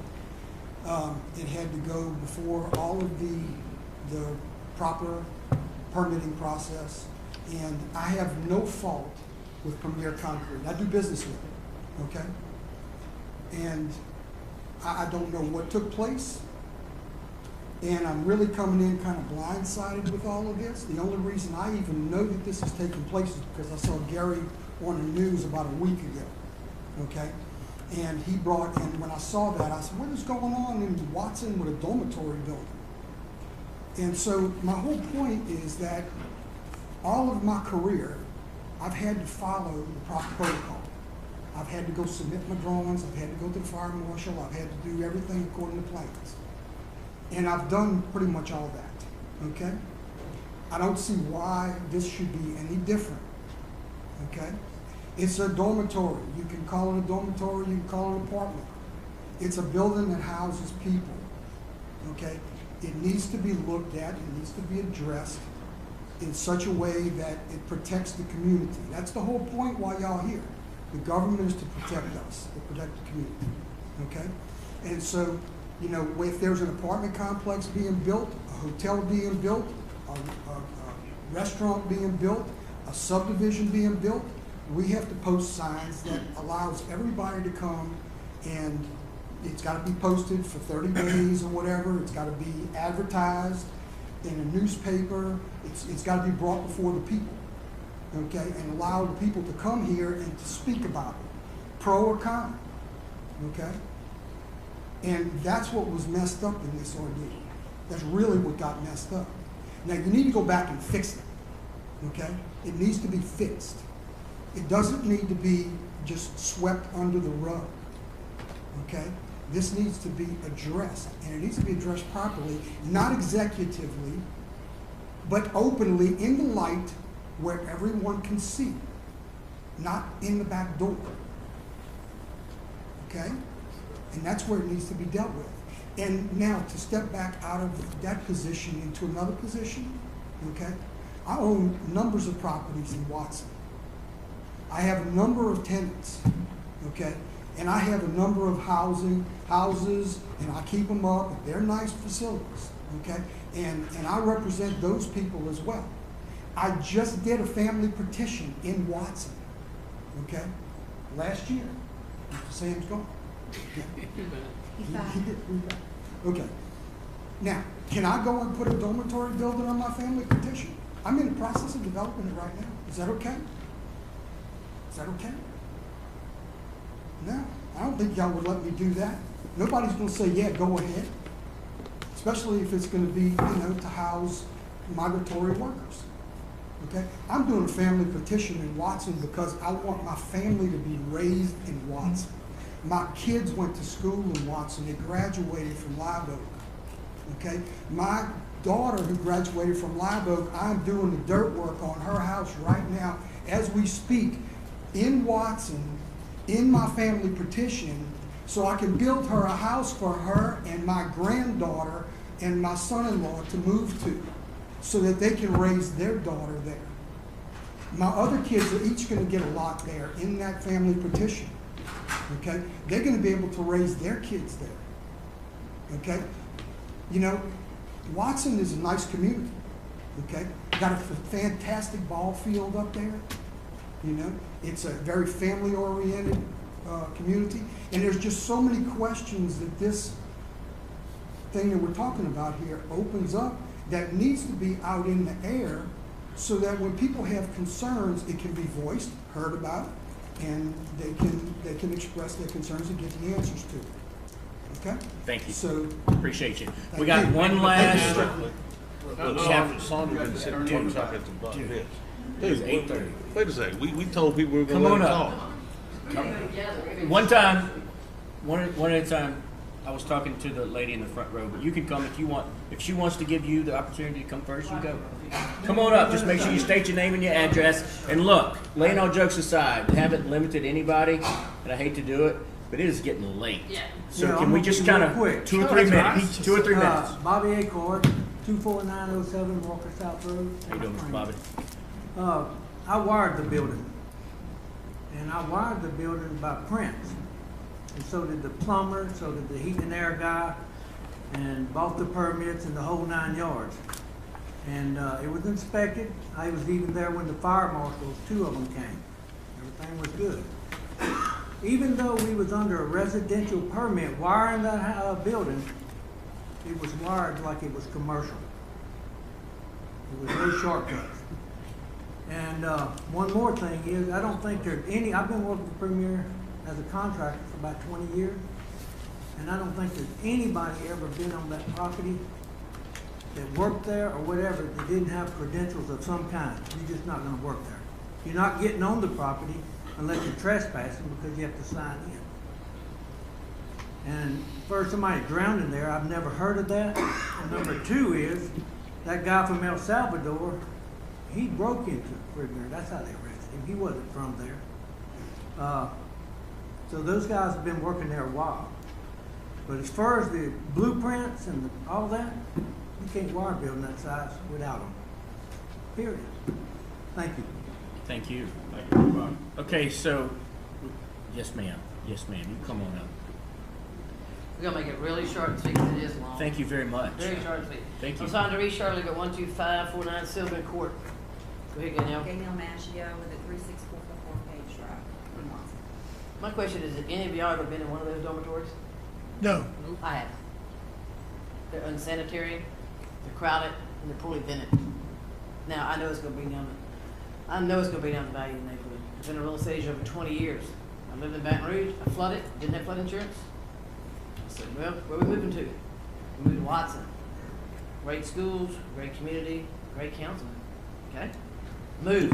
You sure I about didn't that? know about this. You sure about that? I'm positive. It was in Baton Rouge. My councilman was Chair Wicker. Uh-huh. Okay? My other councilman died. Regina. But over here, in Livingston, the only way I heard about this was from that man who decided to go with his little Facebook thing. I never saw it. I understand we got to go through protocol. That's what we need to do. That's fine. I'm worried about, how can Walmart do this? I guess if this passes, I guess Walmart can do it. Can they put a little building up in the back and just have their little employees come on in and do their thing. I feel sorry for the people who gonna live in there, because it's unsanitary. It's not healthy, it's a control situation, if you really want to know the honest truth. You tell me about it. I think the root of the problem here is the lack of zoning, and I think y'all all know Right. that. Absolutely. Absolutely. That's the root of the problem, that's how this gets We're solved. working on that. So, Coming. I don't know what has to happen unless enough of this continues, that people just say, we're done, we've outgrown our little bedroom community, we are now a growing city almost to that point, and we need to get a grip on that and have zoning laws. You have industrial areas, you have commercial areas, you have multi-use areas, you have residential areas. Yes, ma'am. That would solve all of Absolutely. this. No So zoning. I'm not sure what that process is, because I don't. It's complicated, but we're gonna bring it to you. It's coming. I promise you. You have Yes. to. So that's my. Okay, we just got one more. Thank y'all very much. We just have one more. We got to move on, y'all. We got a lot of agenda items left. Unless Gary really talks me into letting somebody else come. Come on, sir, go ahead and state your name and your Kevin address. Manfreno, 8282 Goodwood, Baton Rouge, Louisiana. I'm here for Premier, and there's been a lot of derogatory comments made towards Premier today. And what we're talking about is a commercial building that is permitted. The residential, first of all, would never have been issued but for plans being submitted to the proper parties to issue a permit. So a residential permit was properly issued. It's unfortunate, and this was done, when did your new ordinances take effect? Y'all know? January of 2019, right? That's when your new ordinances took effect? No, we amended a drainage ordinance, but we didn't affect anything else. Okay. Well, what ordinance is in violation right now? You know? The commercial building ordinance that's been in place for what? So the commercial building ordinance is what you're saying is in violation? Yeah, because you didn't follow the protocol to advertise a commercial building. Okay, so is that the same commercial ordinance that applied to your building? But you Absolutely. didn't do it? That's right, it sure does. You're right.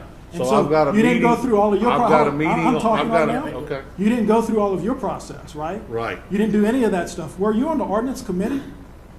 Yeah, you're on the ordinance committee. Yeah. Aren't you chair of the ordinance committee? Yes, So you know what the ordinances are. yes, Despite that fact, you bought a flooded residential building yes. and you built it as a residential. You didn't even pull a residential permit. You pulled one electrical permit. So you didn't even pull all the permits for your building. You pulled one electrical permit. Pulled a flood permit. You pulled one permit. And then you built out your building. And then when all of this came Ma'am, up, no interruptions. Let the gentleman talk. Everybody and had then their when chance. this came up is when you started arguing about our building, okay? And then that's when you started arguing about our buildings is when you decided to fix your building and your problem, okay? So that's the first thing. The second thing is that when the problem arose in March, this project completely stopped, and guess what? It hasn't restarted because they're going through all of the process. So in March it stopped, and you actually met with the president, didn't you? You had a meeting with the president of this parish, and you went through all the process, and you said, what do we need to fix this? The parish president had a conversation with Mr. Talbert, and Mr. Talbert said, if he does this, this, and this, we're good. That's exactly what you said to him. And so that happened, and then a plan was drafted, submitted to the planning guys to review for a commercial building that had approval by the fire marshal, that also has a highly improved drainage system and also sewer system that this property did not have. Then last week, when all of this started, somebody decided they were going to call the health department. So they just continue to escalate. So the health department goes out there, and guess what? No violations. So the health department goes out there and looks at the property, no health violations. So all of this just continues to stack. This is way too political, okay? Because you had a meeting in March that said it was okay. They still go through all of this process. And then all the way down in July, when there's an opponent that has finally announced against you, is when you all of a sudden bring this up. Because before that it was good. Now it's not good. Okay? So what has this This man has been, this company has been in this parish for 20 years. They've owned this property for 20 years. It's 128 acres. This building is a football field from the nearest property line, a whole football field away. So it's not like it's on a property line. The property next to it's over 100 acres. They've done a drainage study that came back with 0 impact, which is going to be submitted because we're going to do it. We're going to do everything that you're concerned about, even though we don't have to. We're going to do every single thing to make sure that you're satisfied and this council is satisfied. We're going to jump through the hoops, even though we don't have to. But y'all want to make it a political fight against this company? You want to do that? So we'll do it. We'll do what we have to do. The fact that now there's been most of the discussion here today had nothing to do with health and safety. It had to do with we don't like immigrants and there's going to be immigrants there. That's what this had to be. This is what this whole deal is here tonight. We don't like immigrants and there's going to be immigrants there, and so that's what's affecting our health and safety. We've already got the health department to approve it, so that's not an issue. We've already got a 0 impact for drainage, so that's not an issue.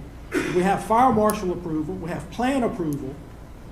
It's on 120 acres of non-zoned property that has had an industrial site on it for 20 years. So how does an industrial site with another building on it depreciate anybody's value? No, it doesn't. It's an industrial site.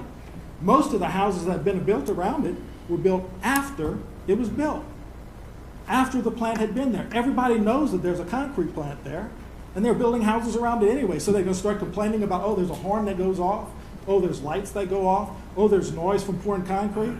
Yeah, well, that's what you do at a concrete plant. But it's been there for 20 years.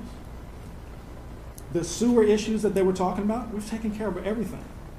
The sewer plant, you're worrying about the conditions of the people there, okay? Well, you have a designed architectural building, and everybody's just making assumptions. Oh, there's going to be 40 people there. They're going to be living in poverty and everything. No, these people are coming. They're working at the project. So what about these immigrants? Well, there's immigrants working there. Well, these same immigrants have been working there for some of them 5 and 6 years, okay? So if the immigrants are there, how does them having a place to sleep cause danger to anyone? They're working there anyway. They could get in their car and drive around the city. Y'all want them to go live over there or go live over there? Is that what y'all want them to do? Is that what you're saying? That creates more dangers? People have built apartments in here. There's apartments over here with 100 apartments in it. Have y'all investigated every single person that lives in those apartment complexes? I don't think anybody on this council has said anything about the immigrants. Yeah, there was a measles question a while ago. Not No. us. Not us. But you're pointing at us. Oh, I'm just saying somebody brought up measles, bringing in measles or something. Look, I understand. No. That's the last thing I'm concerned That's what has been about. said in here today. And I haven't pointed at you. That's what's been said here tonight. And you did see me look back and say that. Yeah, okay? I don't agree with any of that. Whatever. So the building is 312 feet from the nearest property line. And y'all want a fence to be built around it? He'll build a fence around it. So we've done the drainage study. We'll build a fence around it. We have fire marshal approval. The proper permit has been issued. You know, sometimes people make mistakes, Mr. Talbert, right? Sometimes that happens. And the mistake has been rectified. I'm sorry, you know, we can have this huge fight against Premier Concrete and just say, we're going to just go after you. But sometimes people make mistakes. And that mistake has been rectified through the proper way that you rectify it. The fact that we're having to come defend this before the media and all of this is just, we're talking about a commercial permit. And we're having to defend ourselves. There's posts on Facebook just making statements about, derogatory statements about this project. Why is any of that happening? It's a commercial project. There was a mistake made. And I understand that people are concerned about, well, is this apartment complex or is it not? It's a commercial building on an industrial site that is built to code standards. It has all of the approvals of a fire marshal. It has fire protection. It has water protection. It has an improved sewer system. All of the things that you would want to protect the health, safety, and welfare of individuals has been done at that site. So those people are going to be living in a situation, the workers that are going to be living in that situation are living in a better situation than they probably ever lived in their lives. Okay? And they're living at the site that they would be working at every day anyway. So they would be traveling, they would have to leave, so we don't even have a traffic impact study, a traffic impact issue, because they don't even have to leave the site. They would be driving in every day and leaving every day. That doesn't even happen. There's 70 employees that they have there, and almost every single one of those employees lives in Livingston Parish. And most of them are from the parish and grew up in the parish or around the parish. We have our manager here. He's from the parish. He's lived in the parish all his life. So it's really kind of disappointing that we're having to have this fight. And I understand the concerns of the community, but this company has been a good neighbor. I'll even give you one further about being a good neighbor. When the hurricane was coming in, Hurricane Barry was coming in, there was a call made to Premier Concrete. Hey, do you think you can provide some sandbags for us? How much would it cost to buy these sandbags? Premier Concrete said, well, how many do you need? As much as you can get. They made 11,200 sandbags in 4 days, distributed them to 4 different sites within the parish for free, then charged $1, and had their employees working 18 hours a day to fill those sandbags out of the concern of the people of Livingston Parish. And they did it for free. They were asked for a price, and they gave it for free, okay? So this company has been a good neighbor in this parish. Mr. Muller has not complained for 20 years. He's lived next door for 20 years. Up until last week or 2 weeks ago, as far as Premier was concerned, Mr. Muller was happy.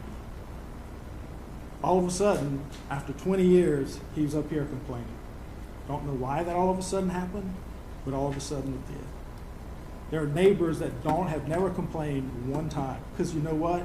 They build houses by a concrete plant. Concrete plant was there already. So what I'm telling you is there's nothing criminal going on there, and there's not, these are just people working hard. Every single person is a hard worker there. Everything that Premier has been asked to do, yes, I will say they made a mistake. They made a mistake thinking that it was residential, but you know what? A permit got issued for them to do residential, and as soon as the mistake was called out, boom, they stopped and haven't driven another nail since. They're just waiting to make sure that everything they have is in place so that we don't have to start arguing about, oh, they're driving nails out there, and they don't have, we're still arguing about it in this council. So since March, all of the, if you go out there, you'll see that they had put all the weather siding on it, not the weathering, but they blacked it in. Haven't done anything. They've left it. It's been weathered. They're probably going to have to replace all of it. But they abided by the request. Can you please stop work and get the permit? And Mr. Talbot, they did what you asked them to do, what you told the parish president that you would accept, and they did that. I told the parish president I wanted to follow the rules, and that's what they agreed to do. Well, my question is... You did tell him that? Yeah. My question is, I am going to go before the planning in September. I've got a meeting on the 19th of this month. I'm going before planning in September. I'm going to come before the council for my commercial building. What are you so afraid of putting a sign in public comment? People have been commenting all night tonight. It's not like you haven't had a public meeting. You've had a public meeting for 2 weeks. Actually, two council meetings. You've had the whole public here. Okay? The truth is that they've complied with everything that's required in the ordinances. They don't have to do anything else. All of those things that you're doing now, you're doing it because, well, you brought these charges against Premier, so now you have to jump through those hoops. Had Premier none of this ever happened, there would be no hoop jumping for you right now. Okay? But now you're hoop jumping. So that wouldn't have happened before. Okay? You understand that? It wouldn't have happened. I called it to your attention a couple of weeks ago, and you started making the work to do it. I'd actually reported myself long before that. Right. Well, again, this is 128 acres of industrial property. This parish is not zoned at all. There's no zoning that restricts that use. They've put a commercial building that's been approved by the fire marshal. It's complied with all health restrictions. It has no impact on drainage. And there's no reason for you guys to say, oh, well, we need to put a resolution to put this on President Rix's desk. We submit to you that we've done everything that needs to get done, and we will make sure that he's satisfied when we finish.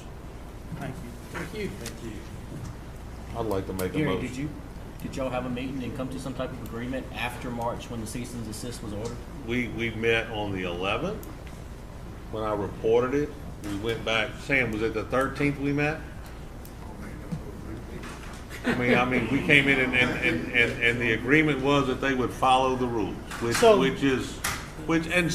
didn't. So you was okay with it if they followed the rules? Well, the rules are post a sign, have a public hearing, go before the planning commission, come before the council with a site plan. Isn't that the rules? Well, that's the rules. And I didn't say anything until I discovered that the permit had been issued the commercial permit had been issued without posting the sign, coming before the planning commission, and coming before the council.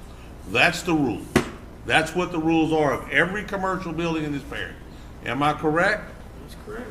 I mean, we got some planning commission members here. If we're doing a commercial building, we post a sign, we go before the planning commission, we come before the council. It had already been stopped. The work had already been stopped. And his question to you was, do you want to, are you okay with this? And from what I understand, you said, yeah, just make sure you follow all the guidelines that we have. No, I said follow the rules. Follow the rules that we have. The rules are, you post a sign, you have a public hearing, you go at the planning commission, you All come right, so before the council. let's take one more and then let's take the motion and let's move forward. My name is Bridget Gilbert, and I live at 238 North College Street in Denham Springs. And I will tell you now, this is not my monkey and not my circus. But there is a health and welfare issue that y'all need to look at. And Mr. Mack, you do need to know who is in that building. Okay. It is a dire situation for our community.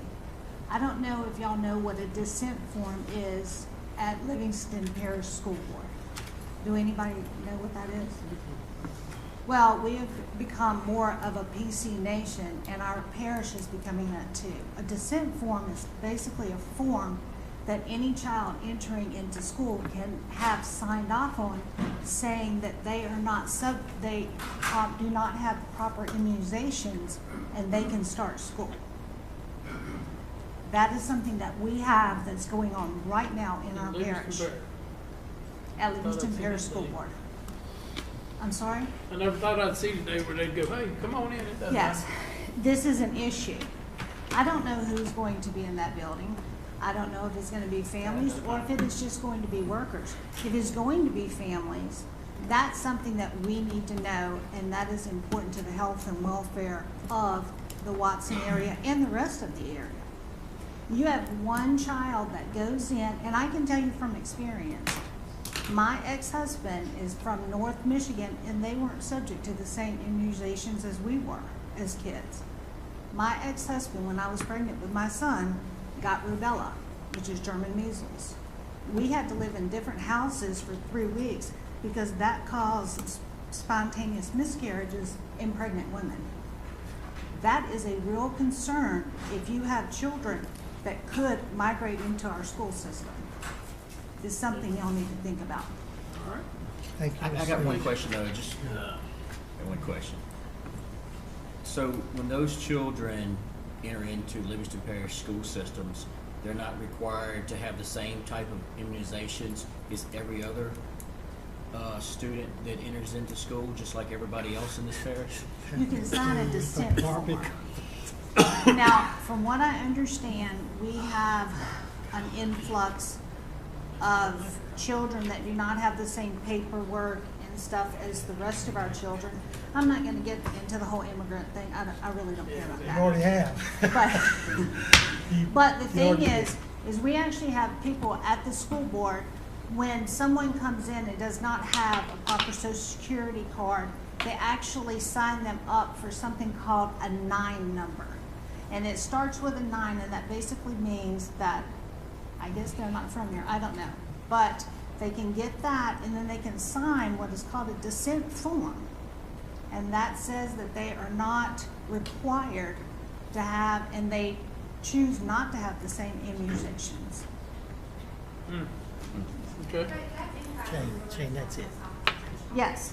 it So is. anybody can, so they're treated the same, and anybody can sign the immunization form or something? Yes, it is. But when you have an influx of people that come in, that is something you need to, we build up normal immunes in the community that we live in because we have lived in this community. So we build up natural immunities ourselves. When you're talking about bringing in people from outside, wherever, they're going to have something different than we have. Okay? Thank you. Thank you, Ms. Appreciate Bridget. it. No. Oh, I thought you said you had a question. no, he was getting us out of here. So we have a councilman that has called for the question. Well, we made a motion. I want to What make. specifically does that mean? I was going to ask the. Say that again? He's calling the issue for a vote. Okay. So that means we have to vote now. Do we have a motion on the floor? If we did, I forgot. We had. I'm gonna make a motion to compel the parish president to send this back to planning so that a sign has to be posted, has to go before the planning commission, and come before the council for site plan review. That's my motion. I'll second it. There's a second by Scooter Keene. There's a motion by Gary Frog Talbert. State Tracy's called the question. To pass a resolution to petition the administration, parish president, to send the commercial building located at 38108 LA Highway 16, Denham Springs, Louisiana, to the Plan Commission, and then come before the council. That's it. And there's a second by Scooter. Scooter Keene, and I call for the vote. Yeah, we're gonna need to try to hold down the audience. So, Mr. Mack? yeah. Mr. Wascom? No. Mr. Harris? No. Mr. Talbert? Yes. Mr. Averett? No. Mr. Lovell? No. Mr. King? Yes. Mr. Girlinghouse? Yes. Mr. Ard? Yes. Can we call for a 5-minute recess? Yes, you can. It passes with 5. Channel 17, proudly serving the Florida parishes. Y'all ready, gentlemen? Ladies and gentlemen in the audience, are y'all ready? Hey. They said they wasn't ready. No, they didn't. I got a thumbs up. Oh, my bad. Oh, Jeffrey won't go home. Okay, are we ready in the back? You got 2 hands up back there. Agenda item number 15. Introduction of ordinance, disclosure to prospective property owners regarding pump and grinder pump maintenance responsibilities. Mr. R.C. Bubba Harris put this on the agenda. Talk fast, Bubba. I'm trying. I'm gonna get Miss Sandy to read this ordinance, if she will. We don't need to discuss that. Okay, this is gonna be proposed ordinance 19-25. This is an ordinance to add section 70-235, notification and disclosure of pump / grinder sewerage installation of the Code of Ordinances of Livingston Parish by mandating to any prospective purchaser of property the disclosure of a pump / grinder sewerage installation and the requirements thereof. Public hearing will be on August the 22nd at 6:30 p.m.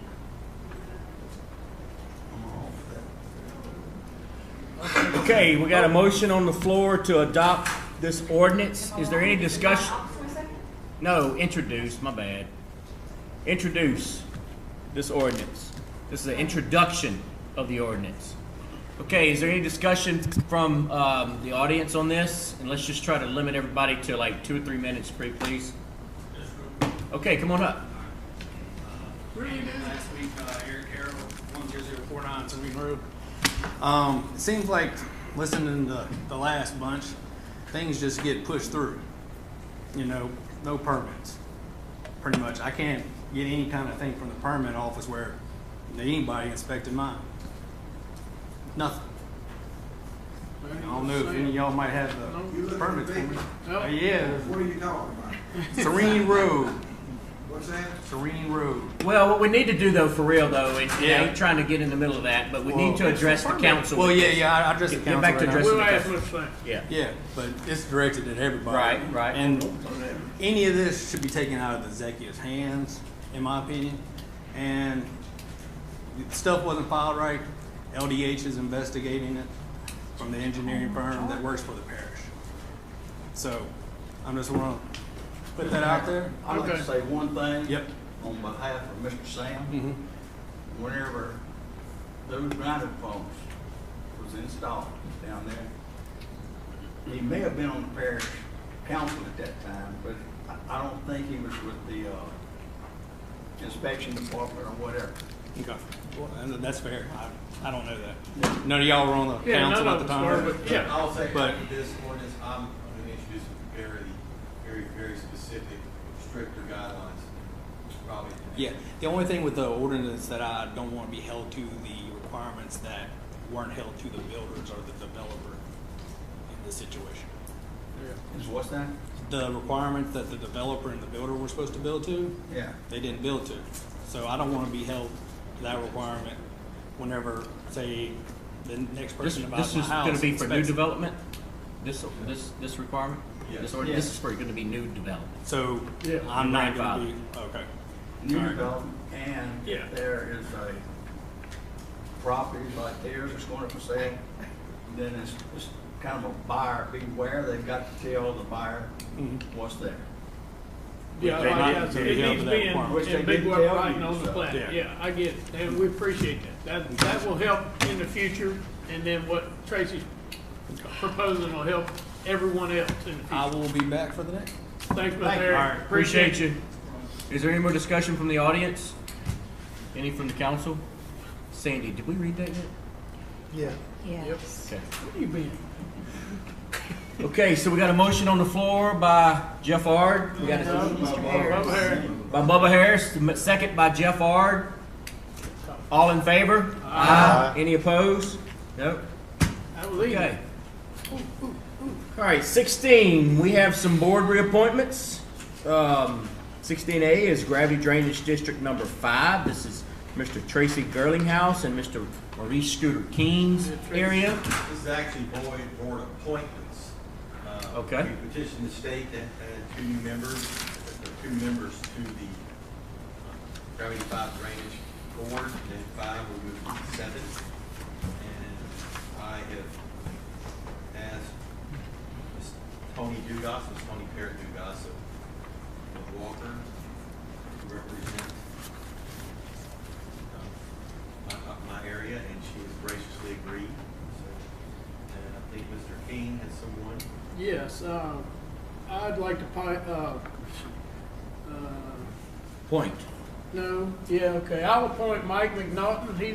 He's a great guy. He's a Wounded War veteran, and he lives in my district, and he's just a fantastic fellow.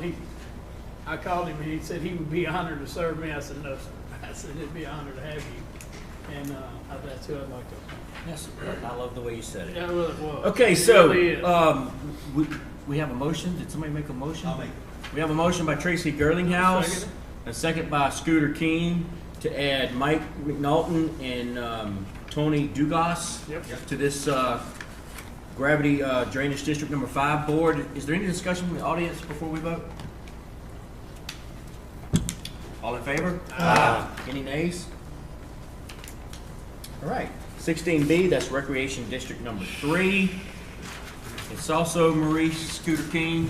Well, I'm gonna try not to pull a Shane. Okay. But this is to replace Mr. Jimmy Purvis, who died on us a month or so ago, and he was a great, he's a great asset to Rec 3. And we're missing him every day, because he's one of a kind. But I also have another one of a kind that I'd like to appoint, Mr. Jeffrey Well. He's lifelong resident, Livingston Parish, been living in Dillon Springs for all his life. Been knowing him since he was little. And I think he'd make a great asset on the Rec 3 board. Good young people that use the park will now get a voice and some young eyes on what's going on in our park system. So I'd like to appoint Mr. Jeffrey Well. Thank you, Jeffrey.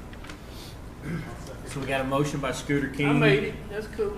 And we have a second by Jeff Ard to appoint Jeffrey Well to this Recreation And you District start 3 running. board. You're welcome. Is there any discussion from the audience? All in favor? Any opposed? Nope. Agenda item number 17. This is going to be the addition of roads for consideration to the capital outlay priority road list. This is Mr. Tab Lobell's district. Yeah, King George Bay Road, we just approved some more houses to be down at the far end of that. So I think that we need to look at that road. It's got some bad spots toward the back end, so we're gonna add it. So I'll make that motion. I'll second. Nobody else while we're at it? Just one? Yeah, I'd like to make a motion to add Hunter Brook to the road list. All right. Legal, that's when you need to do it. All right, you got, who making a motion? And you Wait, second it? okay, so we got a motion by Tab Lobell, a second by who? Jeff Averett, to add King George Bay Road to the capital outlay priority road list consideration list. Can you just add mine? We've done it I'll before. add Hunter Brook to it as well. And he's adding Hunter Brook to it also. And so is there any discussion out there from the audience? All in favor? Any opposed? No. Agenda item 18, approve waiver on setback located in Plantation Park subdivision for Dan Jones in Council District 5. This is in Mr. R.C. Bubba Harris's district. Yes, the man called me. He's got a lot in there. And all the houses that's in there right now are built by the old setback. And it may be 3 lots left in there, period. And I would like to make a motion to go let him use the old setback instead of the new one, because he has to go with the new one. The house will not fit on the lot. Bubba, he just gotta build that wall when he gets too close. He just gotta change the fire stuff, right, Sam? That's all you gotta do? That's why, Yeah, they just have to build that wall to a different fire standard because they moved the setback out. Just to kind of clarify a little bit what Mr. Bubba was saying, I don't even believe they have a setback road in that subdivision. Yeah, those are almost zero lot line deals over there, aren't they? A lot of people that's all own the lot. I don't know how they built there, as far as fire rating. We don't get, I don't get into that. But, I think that subdivision was developed way before we even had any setback rules, because we looked at some of the houses that the gentleman brought forth to us, and they were right up against the darn line. Some of them was up against the line, some of them was 3 foot over, some of them was 5 foot over. It's just varied, but there again, it didn't comply with our ordinance, so I asked them to contact Mr. Butler and we put it on the agenda. So what specifically do we need to say? Does anybody know? Bubba just asked to approve the setback. Just approve waiver to the setback. Waiver on the whatever. Approve waiver on the setback located at Plantation Park subdivision for Don Jones. Right. So Bubba makes a motion, I'm a second. Bubba make the motion, Gary got a second. Is there any discussion from the audience? All in favor? Any opposed? Nope. You can talk to John in anything this late in the night, he real good.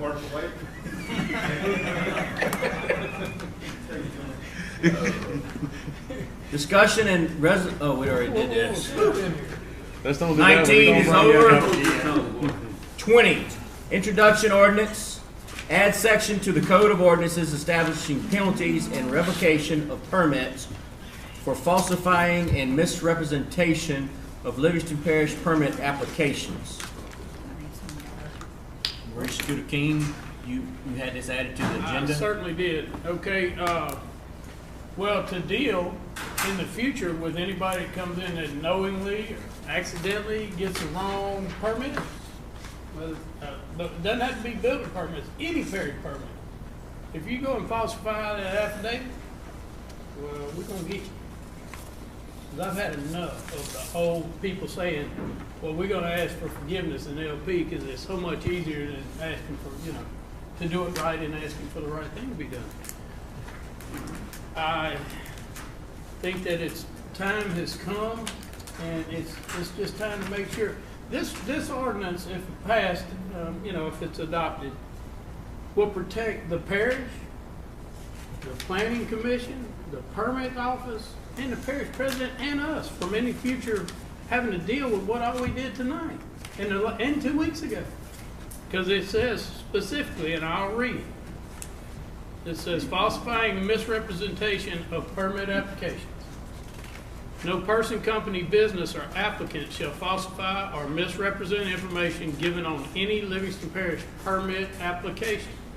Upon the discovery that the applicant falsified knowledge and misleadingly submitted information on a permit application, the Livingston Parish Administration will cause said permit to be pulled and revoked. These projects shall be issued a cease and desist order by the Livingston Parish Administration. An applicant must start permitting process from the beginning. And that's what we've been talking about tonight. Any violation of this ordinance is subject to a fine of $1,000 per violation and not more than 30 days in the parish jail. And Ms. Sandy, do you have to read? Yeah. Did Mr. Sam get a copy? Did you need a copy? We just want to give you a copy. Yeah, you got a copy. Okay. I think he looked at it a little bit, but this is just something that is and this will make it to where, I mean, we sign affidavits all the time in our life, buying properties or whatever, and you just can't lie on these things. You have to do it right. And go ahead and read it. I think that's all I need to say about that. This will be proposed ordinance 19-26. This is an ordinance to amend Article 1 in general of Chapter 2 Administration of the Code of Ordinances of Livingston Parish by adding Section 2-25, falsifying and misrepresentation of permit applications by establishing penalties and revocation thereof. The public hearing will be on August 22nd at 6:30 p.m. I got a question for the planning director. Okay. What do we have in place now whenever this happens? How does it work? I mean, don't we have, I mean, didn't we issue a cease and desist order on this previously discussed permit? Are you referring to preliminary contract? Yeah. We did, just like. So you already have that authority? I'm sorry? So you already have that authority? Absolutely. Okay. And we asked, we went up there that day and met with the owner. We don't have to go over all that. I was just curious. I'm just saying, So, we asked him to stop and he did. okay. We got the permit system. The only difference is it'll make you go back to the beginning, period. Put the sign up, go through every aspect of the planning process. It ain't gonna be maybe. It's gonna be you're doing it. Period. They're gonna start from day one. And we're gonna charge them $1,000 and put them in jail for 30 days. Maybe. That's maximum. You know, they gotta have penalties or people just thumb their nose at you and go, oh, I'll just do what I want, because what they gonna do? I thought I read something about $500. Well, it can be all the way from 0 to 1,000. It's being introduced. It's being introduced. We'll work on it if anybody's not comfortable with the money.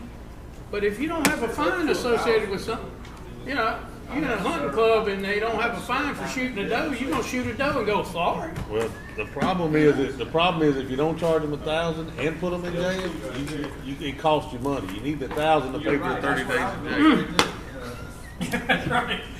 Anyhow, if you're not okay with that, Bubba, we can talk about that. And No, I just read it. Oh, you just thought, yeah. I'm just asking. I mean, it's up to 1,000, so I mean, it could be. And the parish president, I assume, is who would decide that, right? What kind of fine was put No, on? ordinance go to court, don't they? I mean, they go.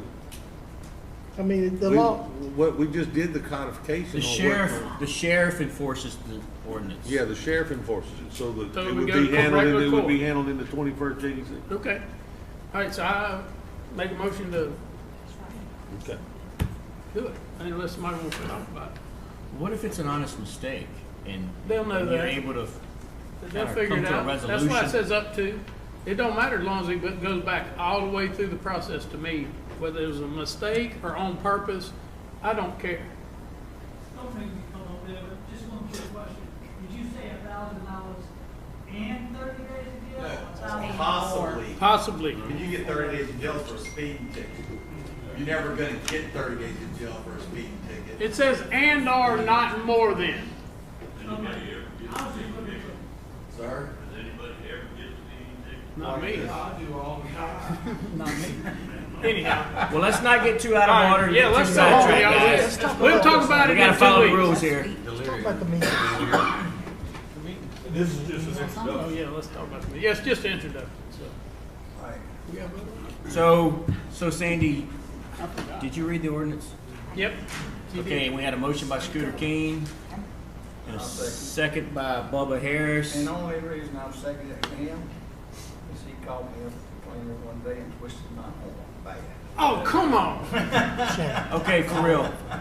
I call for the vote on this. Mr. Mack, And you got but two choices, Shane. That's it. You got 3. Hey, look, you need a shirt that says, "Don't be a John."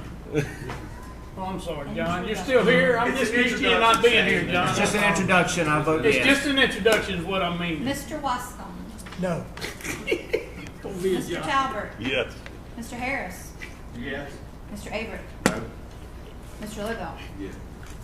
Mr. King, Yes. Mr. Garlinghouse, Yes. Mr. Ard. Yes. Starting to abstain, just be interested. Nah, that would be wrong. That should have gone too. Okay, so agenda item number 21.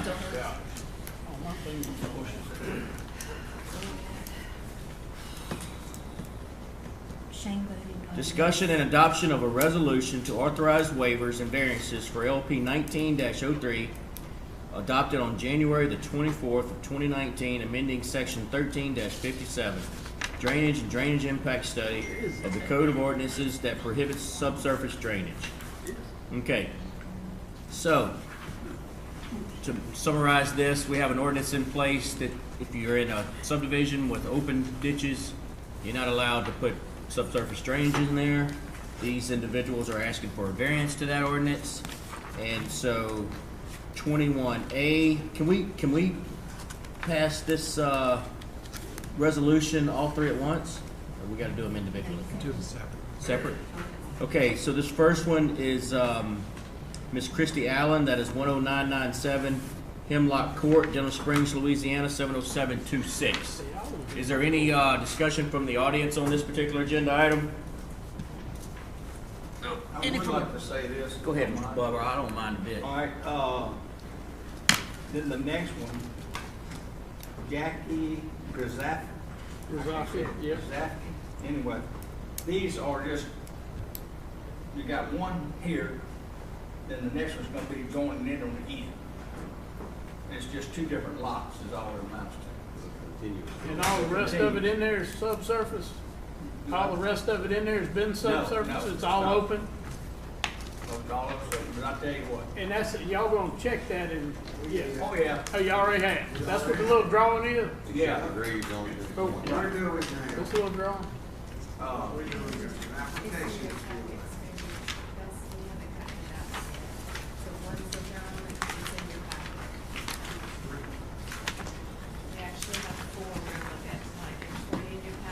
There's one reason that they're wanting the subsurface drainage in there, and I'll have to agree with them, is they don't have, city sewer or whatever you want to call it. They got MODAD systems. Yeah. And it runs through the ditch. And they want to fill that in and have the water where it can drain off. And right now, the grass and weeds must be 3 feet high in the ditch, and it's gonna solve that problem too. Which gravity drainage district are these in? That's in, Are they in one? one. Has one signed off on putting them in the, I'm just asking, did one sign, I mean, I hadn't talked to It's a them about it, road I'm gonna ditch, be I don't honest think with they're you. gonna have any oh, say. that's right, that's right. You're right, I I can apologize. still think it was getting bladed. Okay, so is there any more discussion on this? No. Does anybody want to make a motion? I'm gonna make that motion. Bubba Harris makes the motion, Tracy makes the second. All in favor? Aye. Any opposed? Nope. All right. 20. Wait, who made the motion in a second? Bubba made the motion. Tracy made the second. That was on the first one. That was on 21A. Christy Allen. That's correct. Yes, sir. Don't need to do 21B. Yes, sir. Yeah. 21B. This is for Jackie Krisafi. This is 10965 Hemlock Court, Denham Springs, Louisiana, 70726. Does anybody want to talk about this one? Okay, I apologize. They're, my bad, they're like almost next door. Okay, so any discussion? All right, all in favor? Aye. Any, who made the motion? I make the motion. We got a motion by Bubba Harris. Second by John Wascom. All in favor? Aye. Any opposed? Nope. Okay, we have two more. Let's see if I can get this straight. We have, it's in my packet. We have Bob Dupree. Bob Dupree. It's 25045 Plantation Avenue, Denham Springs, Louisiana, 70726. Pretty much same case scenario. Wants to put in some subsurface drainage out there. The parish has already been out there and inspected it, and they making sure the right diameter pipes being installed and all that kind of stuff. Yeah. Does anybody from the audience want to talk about this? Council? They got pictures of it and everything. That's right. This is for Mr. Bob Dupree. There's a motion. No, that's Bubba Harris made the motion. Tracy Girlinghouse made the second. All in favor? Aye. Any opposed? Yep. All right. One more. This is for Terry Brown. No, it's not. Terry Bowman. This is 13976 Glen Ellis Road, Walker, Louisiana, 70785. That's in Jeff Avertt's district. And does anybody want to talk about this? I talked to Ms. Irene this evening. It's approved, and we're gonna put some catch basins in, 2 catch basins. I'm good with it. I'll make the motion. Sounds fantastic. Any discussion? All in favor? Aye. Any opposed? Okay. Yes. Got a motion. Okay. 22, District Attorney's Report. Nothing to report. Nothing to report. 23, Ordinance Committee, Gary Talbert. Didn't meet. We didn't meet. Finance Committee, Tracy Girlinghouse. Nothing to report. 24, Councilman comments. Let's go with that one. We're going to discuss the AD River cleanup. Oh, yes. Who's gonna do it? I talked to her today. I don't know if any of y'all have, but they're going to meet at the Fred's, AB River. They're going to do like a little kickoff meeting at 9 o'clock. I'm sure it'll be some type of press conference. Whoever's supposed to be there, I think they're going to then get in on one of the sheriff's boats. You can take them north. I'm sure they're going to do some video and to kind of show what they're cleaning. Everybody else that'll be there in boats will be then dispersed. I think they'll have some of them go put in other landings, move around. Right now, this morning when I talked to her, there were 50 boats just on the Livingston Parish chapter that was signed up for it.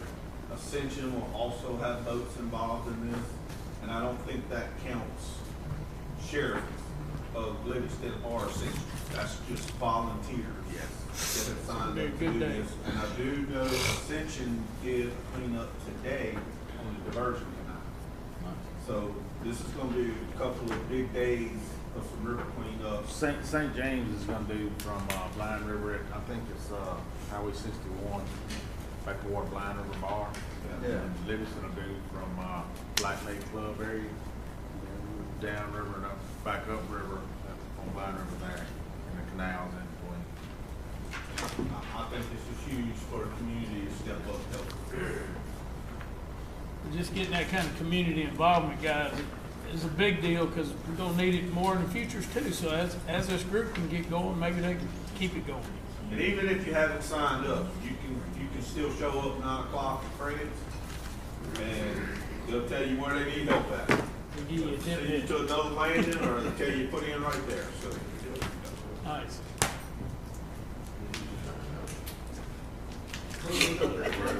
All right, we can go now. Can I make? All right. Oh, You can make that motion. Oh. We close this meeting. John. All right, so we have a motion on the floor by Jeff Everett. We got a second by Jeff Ard to adjourn this meeting. Any discussion from the council, the audience? Yeah, I'd like to No. know why we don't talk now. All in favor? Aye. Any opposed? No.